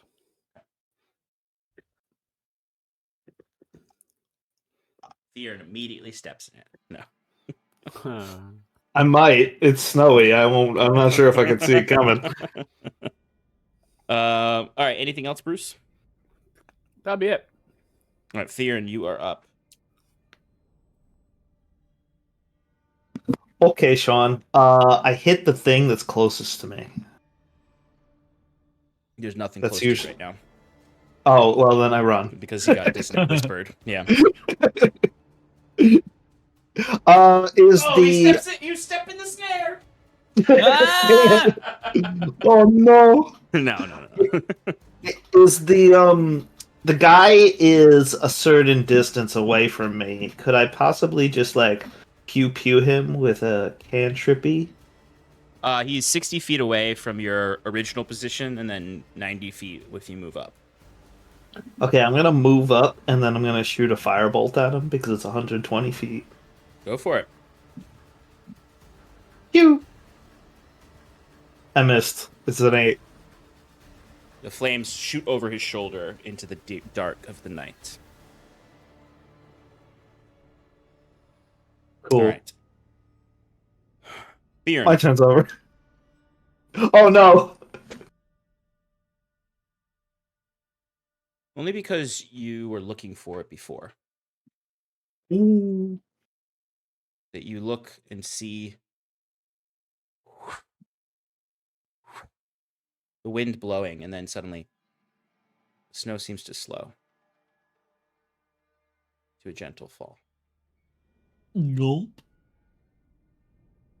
Something's wrong! I stare up into the sky, Sean.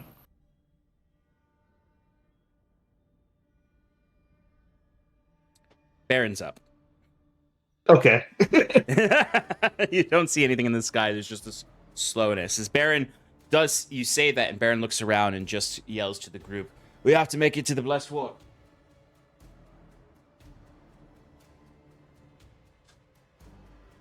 Oh no.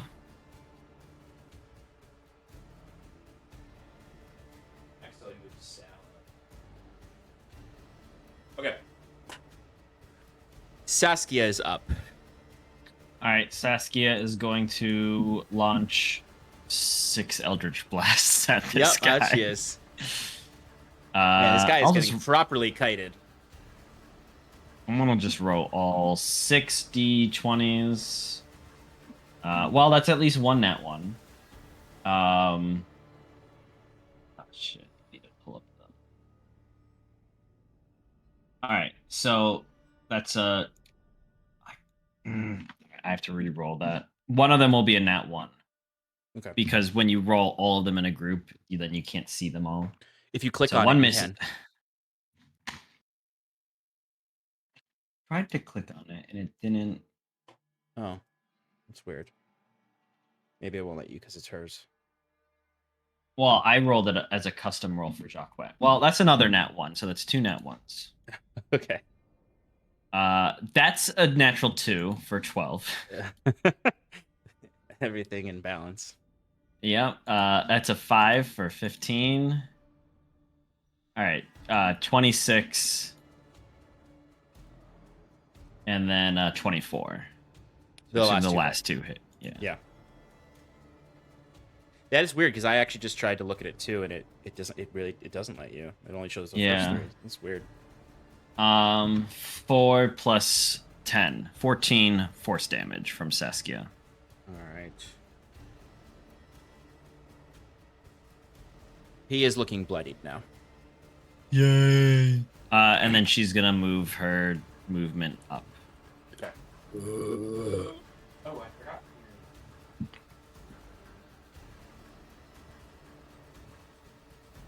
Okay. Seppy boy. Seppy boy. You're Hi. gonna be Seppy boy. I'm going to retreat with everybody else and not step in the trap. You sure? I mean, let me choose to step in the trap, but you'll have to roll for me to do so, and I'll fail, so I'll miss it anyway.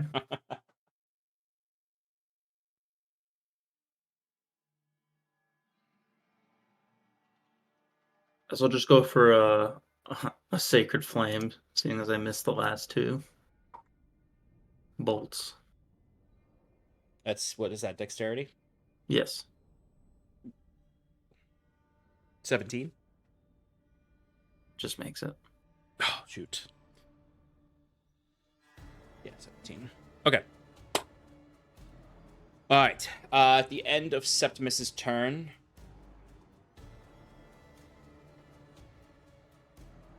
he is going to walk 15 feet, because that's what he can do.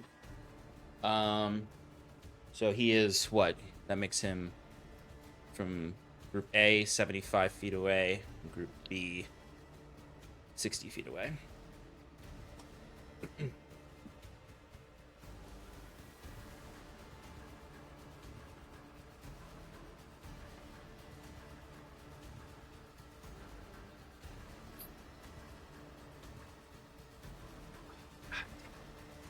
Can't get you with that.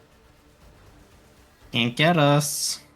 Can't get Septimus who I want, but I guess I'll have to settle for Fearn. Fearn, give me a wisdom saving throw. Oh no. I don't like those. Alright, so Sean, hear me out. I rolled a Yeah. 4, which is -1, which is a 3. But I have features Yeah. like Indomitable, which allows me Yes. to re-roll and add a +11 bonus. So I'm gonna do that. Okay. And I got an 8 -1 plus 11 is an 18. Does that succeed?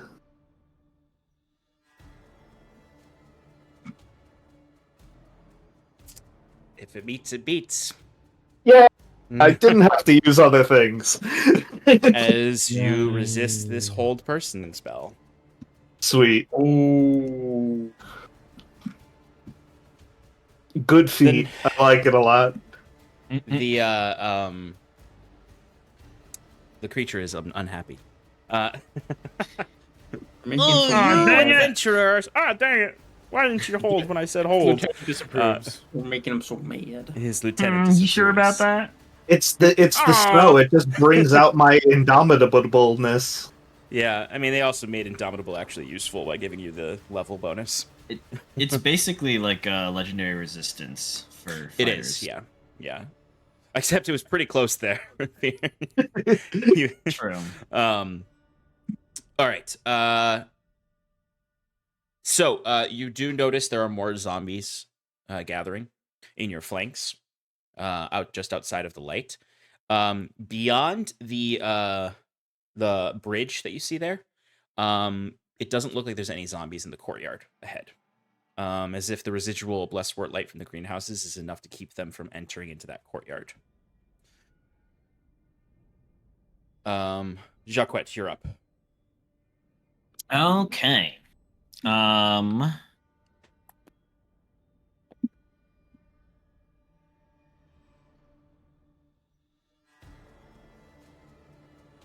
I guess. And he is how far away? From you, 75 feet. 75.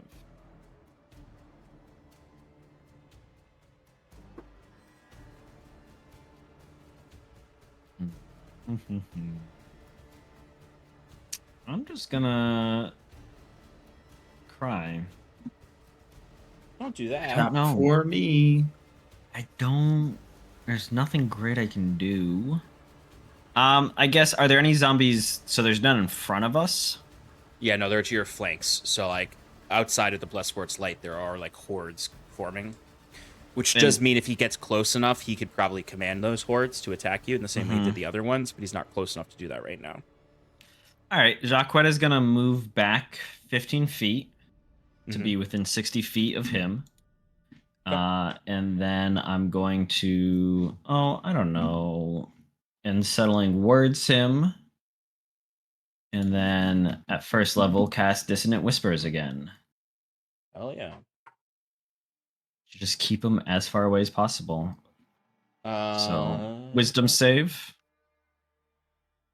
21. Oh, you Dissonant Whisper, or the D6. -3 is an 18. All right, I'll give it to him. He's still gonna take half the damage, so he's gonna take. Thanks for letting him get away with that. Of course, 9 halved, so 4 psychic damage. Okay. And then Jacques will move 15 to get back up to where he was. End his turn. All right. Initiative count 20. You see the snow all becomes perfectly still around you. As you hear the flapping of wings. As something is approaching. Question. Yes. Does that mean the wind is no longer blowing? Correct, which means ranged attacks are back in play. That would have been good. Uh, Literally one turn before. That's okay. Sorry. No. It just so happens that you have a 22 initiative order and things happen. Yeah, on no, the 20. it's sometimes it's not always great to have high initiative. Mm-hmm. As you hear something dive bombing towards the area, and you can hear like a the blessed wart in your lantern begins to dim. The blessed wart in the lighthouses begins to dim. Your protective field of blessed wart shrinks by half. Whoa. As you can see the glowing green light of an undead draconic form that is about to land in front of you.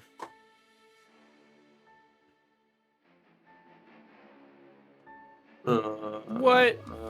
I don't know that yet. Yeah, Bruce, you have no idea what's going on. I don't. Bruce, something big is coming. Is the wind It's picking coming up or something? fast. Is it like your next album? Whoa! Oh, Jeebus. That's a big boy. He's a big boy. He's It's not moving too time. fast.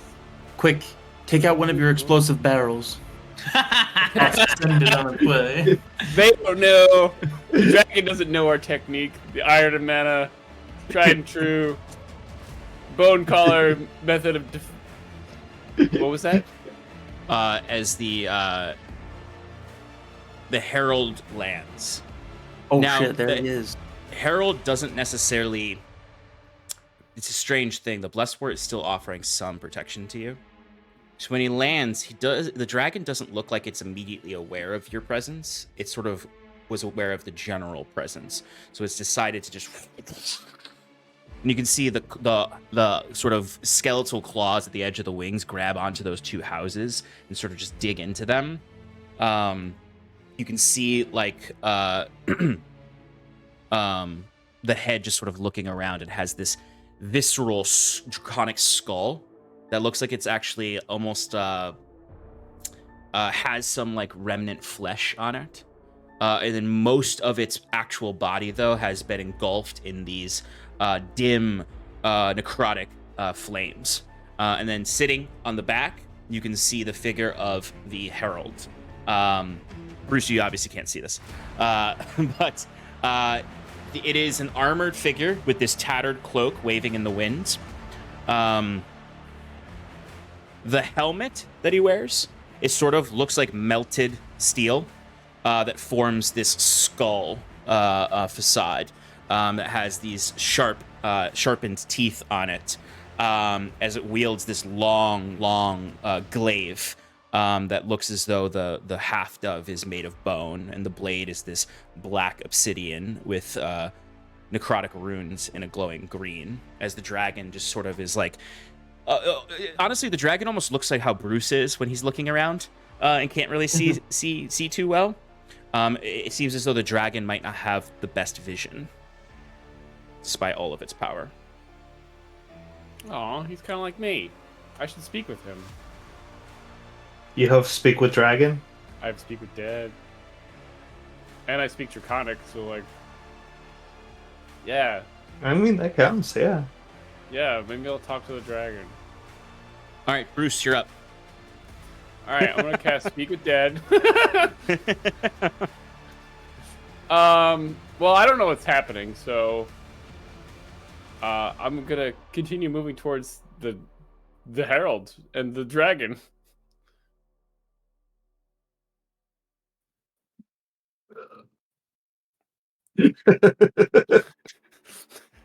Oh my That's what I would do. Oh my. Hey, Bruce! Bruce!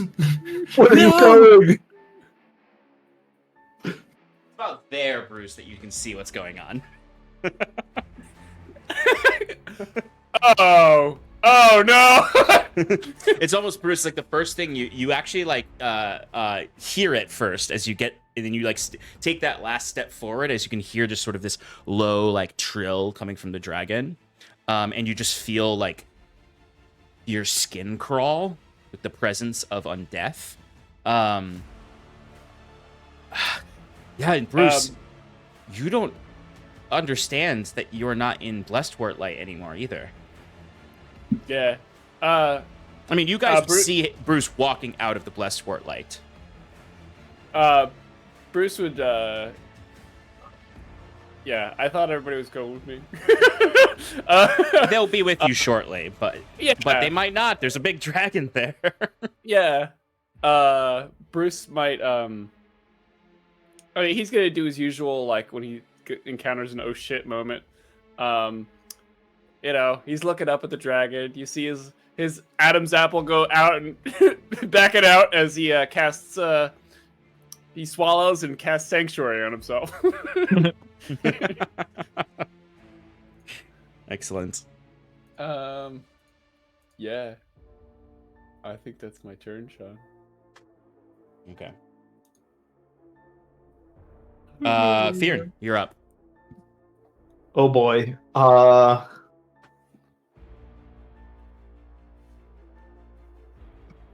I guess I just gotta keep moving. I think I'm gonna try and so how far away is I guess I'm really far away from Bruce. You are 35 feet from Bruce. Okay, so if I dashed, I couldn't even make it up to him. But if I dashed, Sean, would I still be in the Blessed Wart? No. Well, wait, 5, 10, 15, 20, 25, 30. No, you'd be just outside of the Blessed Wart. Okay.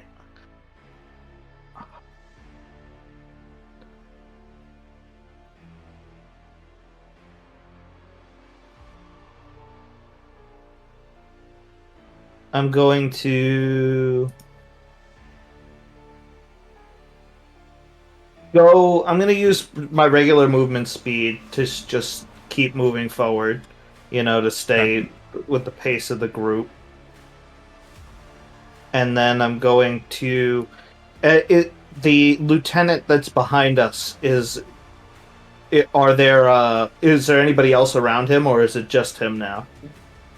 Right now, it's just him. To your flanks, about like 30 feet away, are hordes of zombies forming. You can't see them on the map, but basically, the longer you're here and not inside somewhere or in some way concealed, the more zombies seem to be appearing outside of the Blessed Wart light. And they can get closer to you now, which means that their attempts to break through the Blessed Wart will be a little bit stronger than they were before, especially with the Herald present. I'm going to... And there's no more storm winds. So the winds are all calm, vision is back to normal, ranged attacks are back to normal. Basically, the effects of the blizzard are not happening around you. Okay, I would like to cast Blur on myself, which is concentration up to 1 minute. Okay. So you don't have to suffer the concentration checks due to the blizzard. Mm-hmm. Okay. And I think that's all I can do unless I action surge, which I don't think is a good idea. Oh, I could bonus action Misty Step. So if I were to move my full movement and then Misty Step 30 feet forward, can I get into the light of the... not our light, but the other light? No. How close would I be? You'd be up to where Bruce is there. Like, can I get in front of Bruce? Yeah, actually, you would have just enough speed to get right in front of Bruce. All right, I'll risk it. I'm going up in front of Bruce. I'm body blocking. I gotta keep my little friend alive.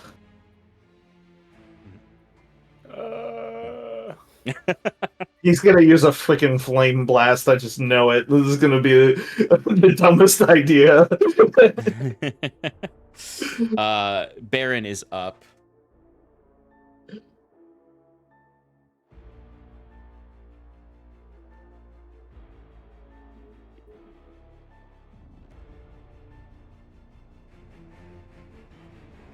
Baron's getting cover.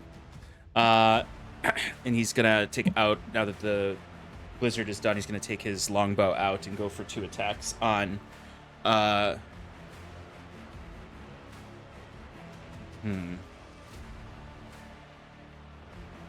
he want to attack the Herald? Or does he want to attack the lieutenant? I think he wants to attack the lieutenant. Jacquette goes, "Take out the guy back there. We'll deal with that in a second." That's what I was hoping one of you would sit and say. All right. Okay, first arrow is gonna hit. Second arrow, oh yeah, it's definitely gonna hit. It's fish for that 20. Okay. You see the arrows that Baron fires do seem to have some magic to them. The longsword seems to be more of the backup. The bow is his actual primary weapon in this situation. As they fire off, and they seem to deal additional radiant damage, actually. See, fancy.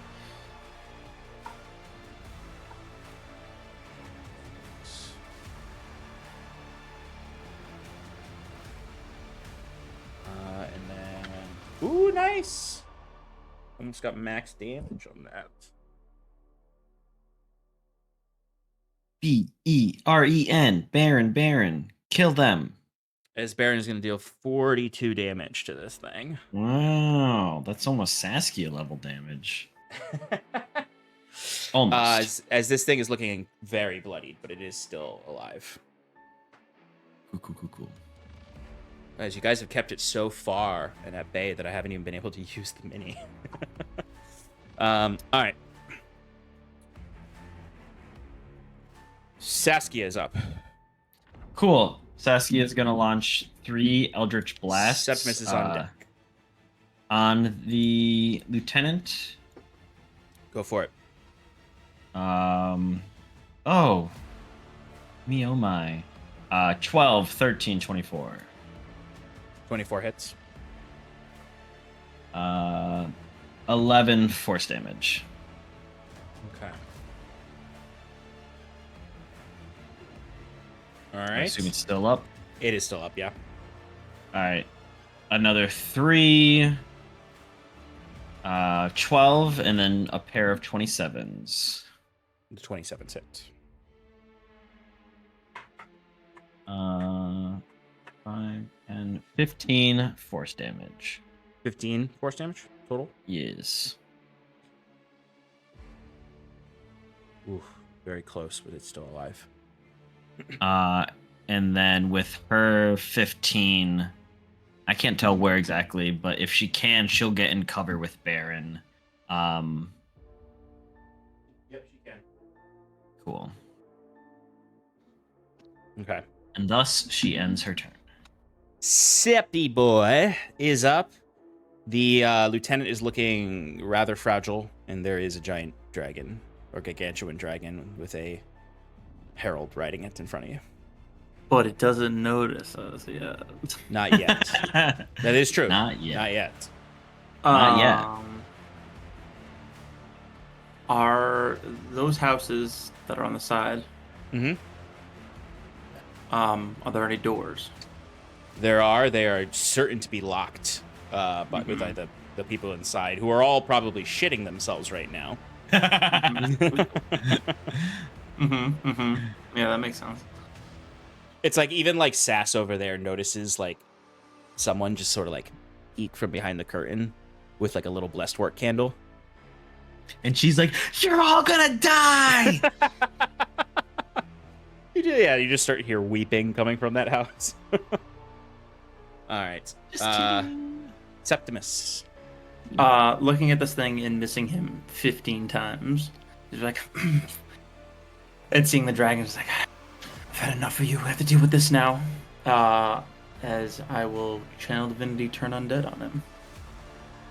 Oh, what's the range on that? 30 feet. Nothing's within 30 feet of you right now. He's not 30 feet? No, the lieutenant is 75 feet away. Your buddies keep God, pushing him back. You guys really freaking... You guys Yeah. really freaking got... You guys have just been taking pot shots at him. Alright, Because then I'm he's not doing that. Slowed by gravity and running with dissonant whispers. Alright, then I'm running up to the rest of my friends. Are you can I make it joining to- Bruce and them? Yes. Or are you joining your friends in cover? Okay. Where do you want to go? Well, no. Can I make it to one of the doors? Yeah, there's a door right here. Yeah, you can. I'll run. I'll run to that door. And I will try to unlock it. Or try to open it. It's locked. Yep. And then I'll knock on it. It's like, is anyone there? Please, let us in. It's the group that just made it to town with Baron. We need more blessed word. You can physically hear someone on the other side of the door. It doesn't need to be. Yeah, you can tell what I'm there's doing. someone there though. You can tell there's someone there who's just sort of like maybe leaned up against the door. You can actually even kind of like hear them breathing a little bit. Mhm. And they would just very weakly, quietly just say, I'm sorry. I'm sorry.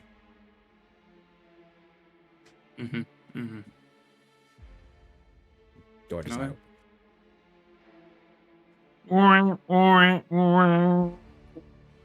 The people are incredibly fearful right now. It would require something to give them bravery for any of them to open the doors. Well, that'll be my turn though. Okay. Our lieutenant friend. Not a friend. Actually, our enemy. Our lieutenant enemy is no longer affected by the magnified gravity, so he has his full movement speed. So he is 75 feet from you all. Oh, the blessed one. What did Sal do? Oh, Sal ran punch up- open Sal- the door. No, Slams the door open. no, he You was just let my master in. Does Sal join you or go Yeah, with he your just other friends? keeps up with me. Fortunately, Sal can't keep up with you. He the difficult Well, terrain as does much affect as he him. can. So he's up next to Jacques right now. Hey, buddy. You just got like Transformers him into like a snowmobile. All right. Nice. So this guy's moving 30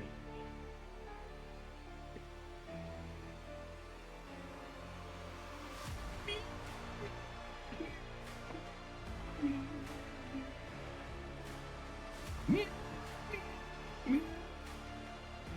That's right.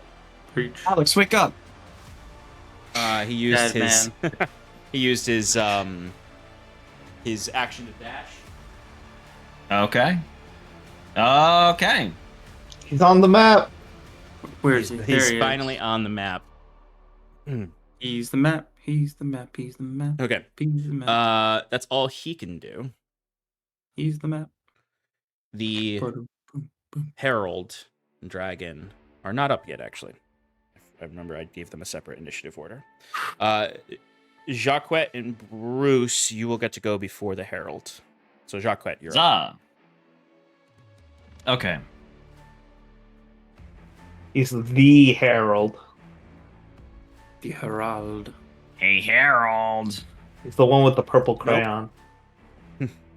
All right. Jacques is going to use his movement with his climbing speed, if possible, to scamper up the building to his left.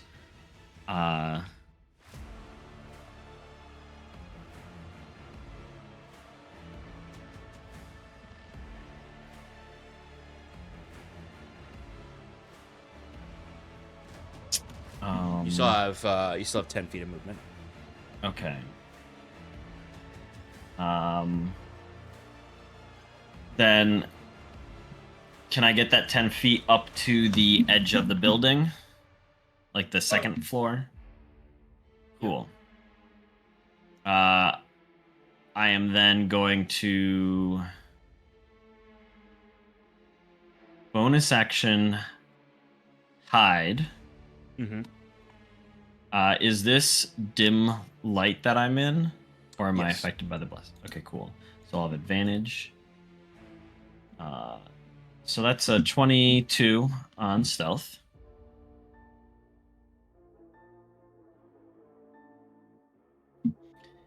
Okay. And then for an action, Jacques is going to apply a poison to one of his crossbow bolts. Ooh, okay.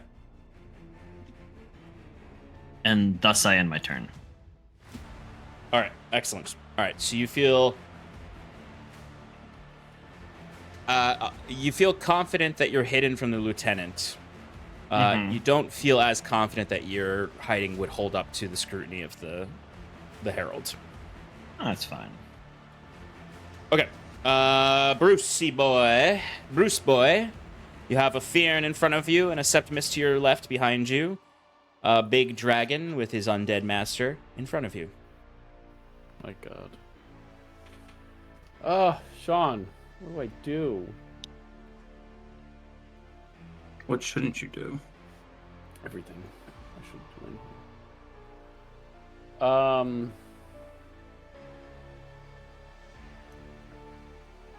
Oh man. I guess I'll. Well, I mean, so this Herald is in front of me. Mm-hmm.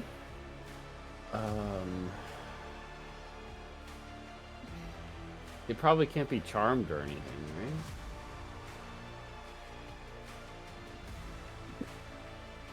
Probably. Well, charmed actually. All right, I'm gonna cast hypnotic pattern on the dragon and the herald. Okay, is it a space thing or a targeted thing? It is a space thing, an area. Okay. Cool. You can definitely get both of them. So, what is the Yeah. effects of hypnotic pattern? The charm. Yeah, it would be charmed. DC 18. You could create a twisting pattern of colors, weaves throughout the inside of a 30-foot cube. AK, this is Bruce's little, like, kind of like a lolly rock. It's a little, like, propeller, and it's got, like, mirrors and lights, and it's just kind of flashy. It's really mesmerizing. Disco ball. It's a little disco yeah, ball yeah. that,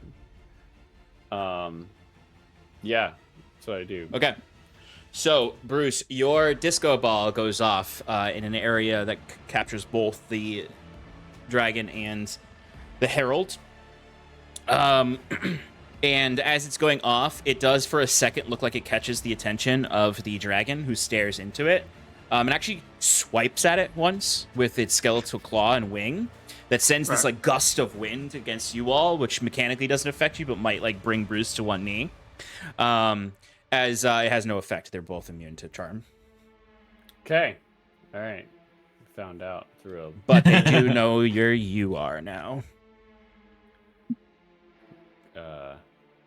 Gulp. Oh, that ends my sanctuary too. I'm an idiot. Well, shit. I'm not within 10 feet, right? Because he's not that big. No, you're I not. mean, he's within 10 big, feet. but You're close to being within 10 feet, but not quite. I don't know if I want to be within 10 feet. Probably. Yeah, that's probably a good idea. I'm gonna go hide behind Fearin again. I am. You are behind. I'm gonna hide better Got it. Better than fear. with my bonus. He digs action. a hole I know. I'm behind gonna me. take the bonus action, hide better. And I'm Yeah. done. Ironically, the hide better bonus action doesn't do anything. Right. Compared to the bonus action hide feature. It is not, in fact, better. Well, you can take the action hide and then use bonus action hide better for no advantage. For no advantage, yeah. All right. Okay. So, at the end of your turn, there's going to be villain action used. Yes. Oh, He broke the bridge. whoa! He opened a portal to hell. Oh my God! He's what's Underlord? What's the Dota character that makes portals? No. Sand monster. Outworld Destroyer. A crystal and ice and rock pillar shoots up from the earth, 20 feet up, and from the crystals shoots out ethereal chains to everyone within 30 feet of it. Cool. Ruh-roh. So I need Sal. I need Septimus. I need Bruce. I need Jacquette, actually. What? And Theron to all give me dexterity saving throws. Oh, Bruce doesn't body block for me? No, he's too short for that. Anything, Fearin should body block for me. You said dexterity, right? Yeah.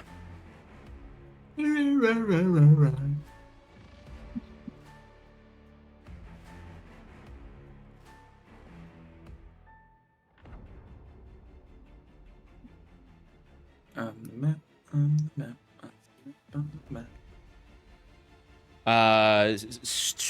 Jacquette, what'd you get? 17. 17. Okay, that is a fail.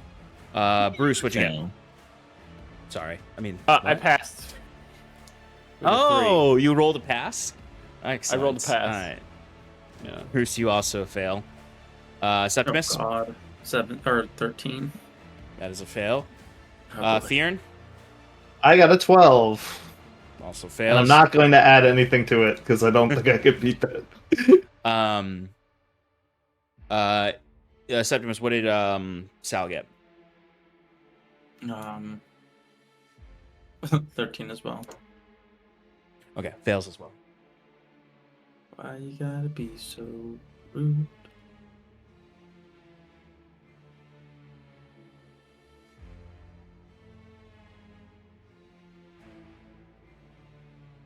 We're going to the underworld. Chains grab all of you and wrap around you, restraining you, and then pulls you into. Wait, did it get all of us? Yeah, everyone failed. It did not get Baron and Sass because they were in proper cover from this. Cover. Cover. So you all get basically grabbed by chains, then pulled, and you're all basically chained to this pillar now. Fancy seeing you guys here. Is now really the time? It's always the time to lighten the mood when we're about to fucking die. Where'd this thing come As from? he says, the spit flies off his mouth into Septimus's face. All right. It smells fishy. Gross. the dragon now, the Herald's villain action has done this, has pulled you in. The dragon now is looking towards you all, and you can see it gets down low now, and you can see kind of like into the Herald's eyes now, as he's staring at you. And you can see the skull mask that he wears, the helmet, actually has sort of a skull smile on it. There is a bit of a wickedness to it as he's staring at you, and he just points the bone glaive towards you all as the dragon, as this spectral necrotic mist starts to form at the dragon's maw, as it is going to release its breath weapon down this tunnel that is going to hit all of you, except for Sass, Baron, and actually, weirdly enough, Sal, because he was positioned to be chained in cover. So I need Constitution saving throws from all of you. You too, Alex. Constitution saving throw in real life to see if you can stay awake. Not in save world. Yes. Not in save world. Apparently I'm resistant to breath. Oh yeah, what'd you get? 21. Meets it beats. Oh. Alrighty, Sean. I got a 7. You gave me the resilience from your spit. Tap it out. I got a 17, but I'm gonna use one of my second wind charges to tactical mind and add a D10 to the roll. Let's hope you get a 4? You think is what you need? Yeah, I need a 4 or higher. Can I roll more than one? I forget. You roll a D10 and add the results. If the check still fails, the use of second wind isn't expended. Yeah, but you only get to do one. Yeah. All right, here we go. Otherwise, you could do it forever. I got a 1, so I failed again. Okay. Bruce, what'd you get? Natural 20 for a 25. Okay. So you do pass. 11. I failed. Okay. Bigly. About to get bullet dragoned. It's a good chance Shockwet goes down right now. There it is. Good job, Alex. I had to continue it. I know. Set it up. Nice little alley-oop. I don't know. I'm rolling pretty low on these, actually. Meow, meow, meow, meow, meow, meow. Jesus, this is very low, actually.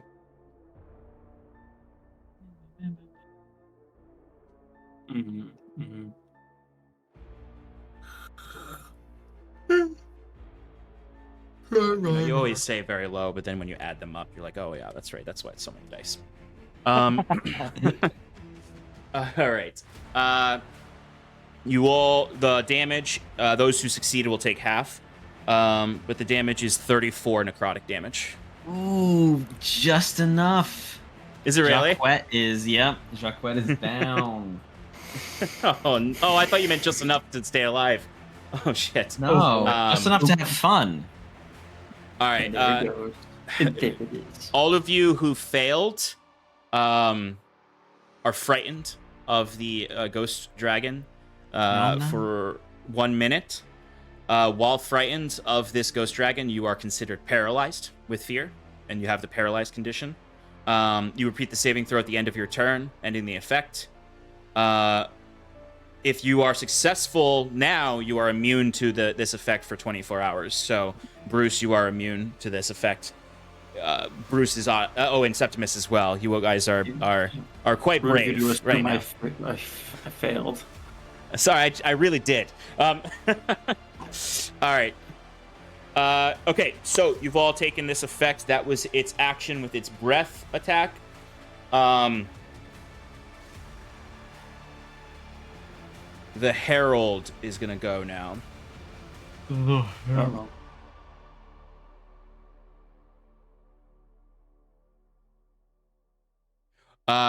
So you look up at the dragon. Those of you in fear and unconscious, well, not really doing much for unconscious, but are terrified of this. And you can see the Herald actually vanishes, and then a portal of necrotic energy forms in front of you all as the Herald just sort of rises up out of the ground in front of basically Fearn, because you're right in the front. It's fine within the blessed wort.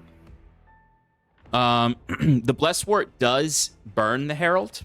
You can see that it does have an effect on him, but there's no way in hell that this entity is afraid to step foot into one little lantern of blessed wort. It requires like a much more powerful burst of blessed wort to stop him. He would still take a little bit of damage from it, but he looks at you all at this moment, and he looks to Fearn.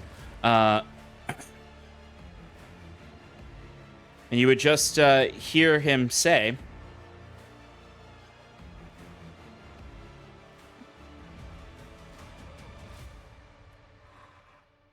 "Perhaps, finally,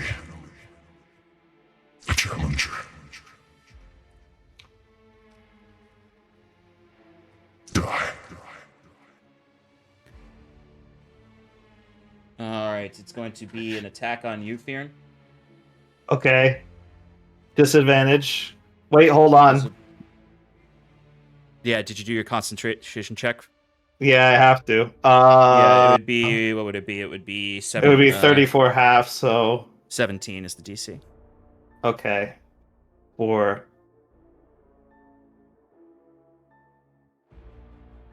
Can I add things to this? Because it's not. Is it a saving throw or is it Constitution? It's an ability check. It's a Constitution saving throw. Okay, so I can add the thing. So I'm gonna. Okay. Why did it roll 2 dice? I don't know. You said it was 17. Yeah, that's the DC. I got a 16. Okay, so you lose concentration on Blur. Yeah, which means it detects normally. Is a 24 hit? The 24 doesn't hit if I cast shield, which I'm doing. Okay.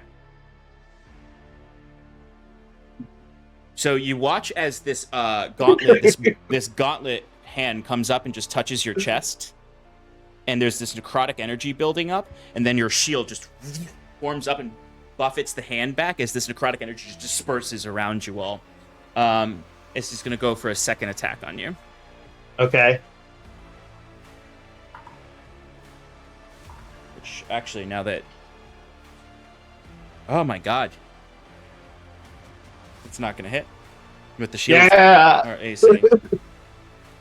And you can't see his face, but you can immediately tell, like, it's almost like he's confirming his own statement. Like, you are properly challengers. You're not people he should feel he could just step up in front of and blast away like this.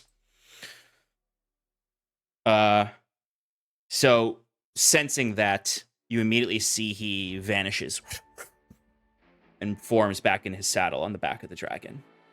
Oh. That's pretty cool. Okay.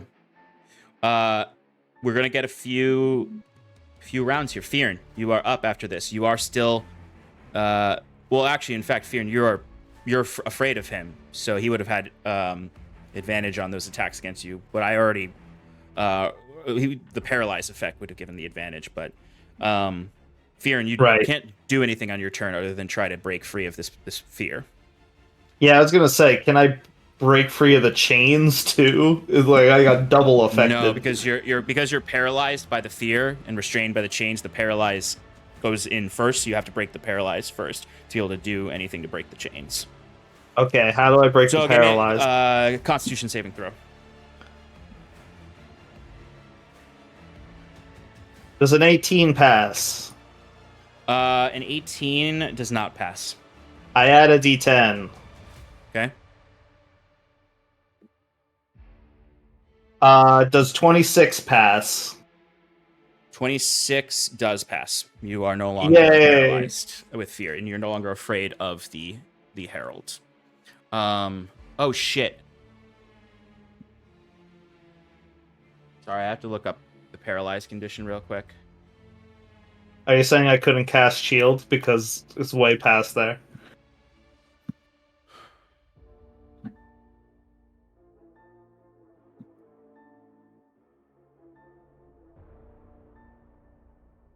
We messed up multiple times. Yeah, no, you actually 100% cannot cast that shield effect. Yeah, I figured. God damn. So you are going to take a burst of damage. His second attack still missed you, though. Okay. The second attack still missed you. But I am sorry to say that you were paralyzed for this, so it is an automatic crit. Oh, okay. All right, Sean, I get it. No problem. It's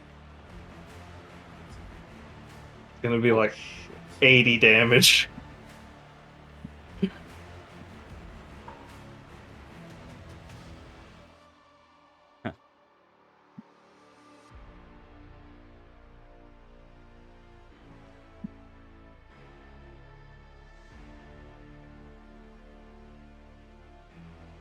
$70 damage. Huh. 70 necrotic damage. Ooh, I'm still up. It ain't Big looking wolf. good though. Big wolf. And thankfully, his second attack did miss, so you're not going to get hit with another auto crit. But the energy of this sort of vampiric touch attack, you can see he immediately is almost empowered by draining your life force, and it does look like he's pulling Fearn's soul out of his body as he drains this life force out. But this leads to Fearn breaking free of the fear effect, and then Baron coming up, and Baron literally slides out from cover really quickly, sliding in the snow. He pulls his bow out and fires off 2 arrows really quickly, not at the Herald, but at the glass of the Blessed Ward lighthouse greenhouses.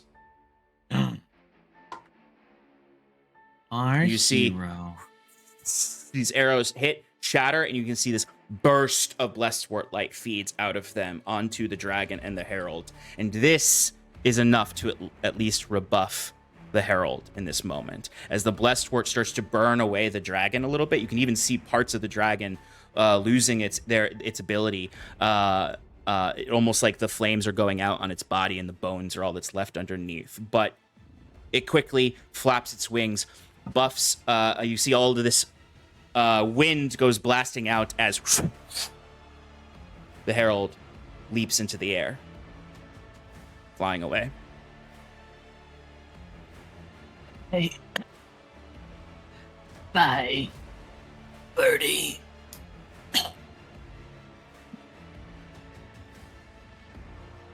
As we're going to come out of initiative, as the chains also fall away from you guys. Septimus will run over to Jaquette Mhm. and put some healing on him. I'll do a healing word.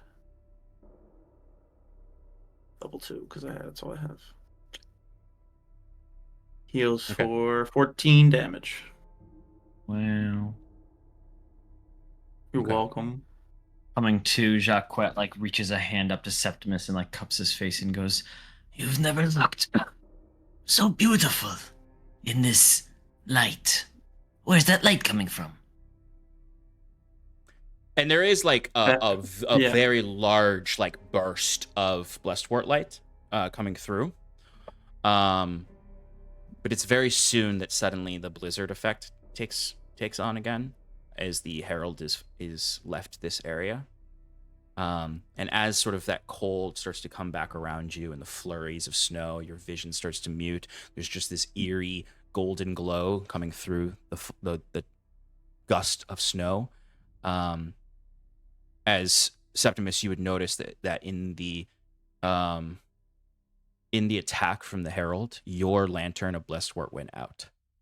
The light from the shattered Blesswort greenhouses, though, is protecting you all as you hold Jacquette in this moment, who's cuffing your cheek, and you look back to just outside of the camp, where you can see just basically a wall of undead standing at the edges of the Blesswort.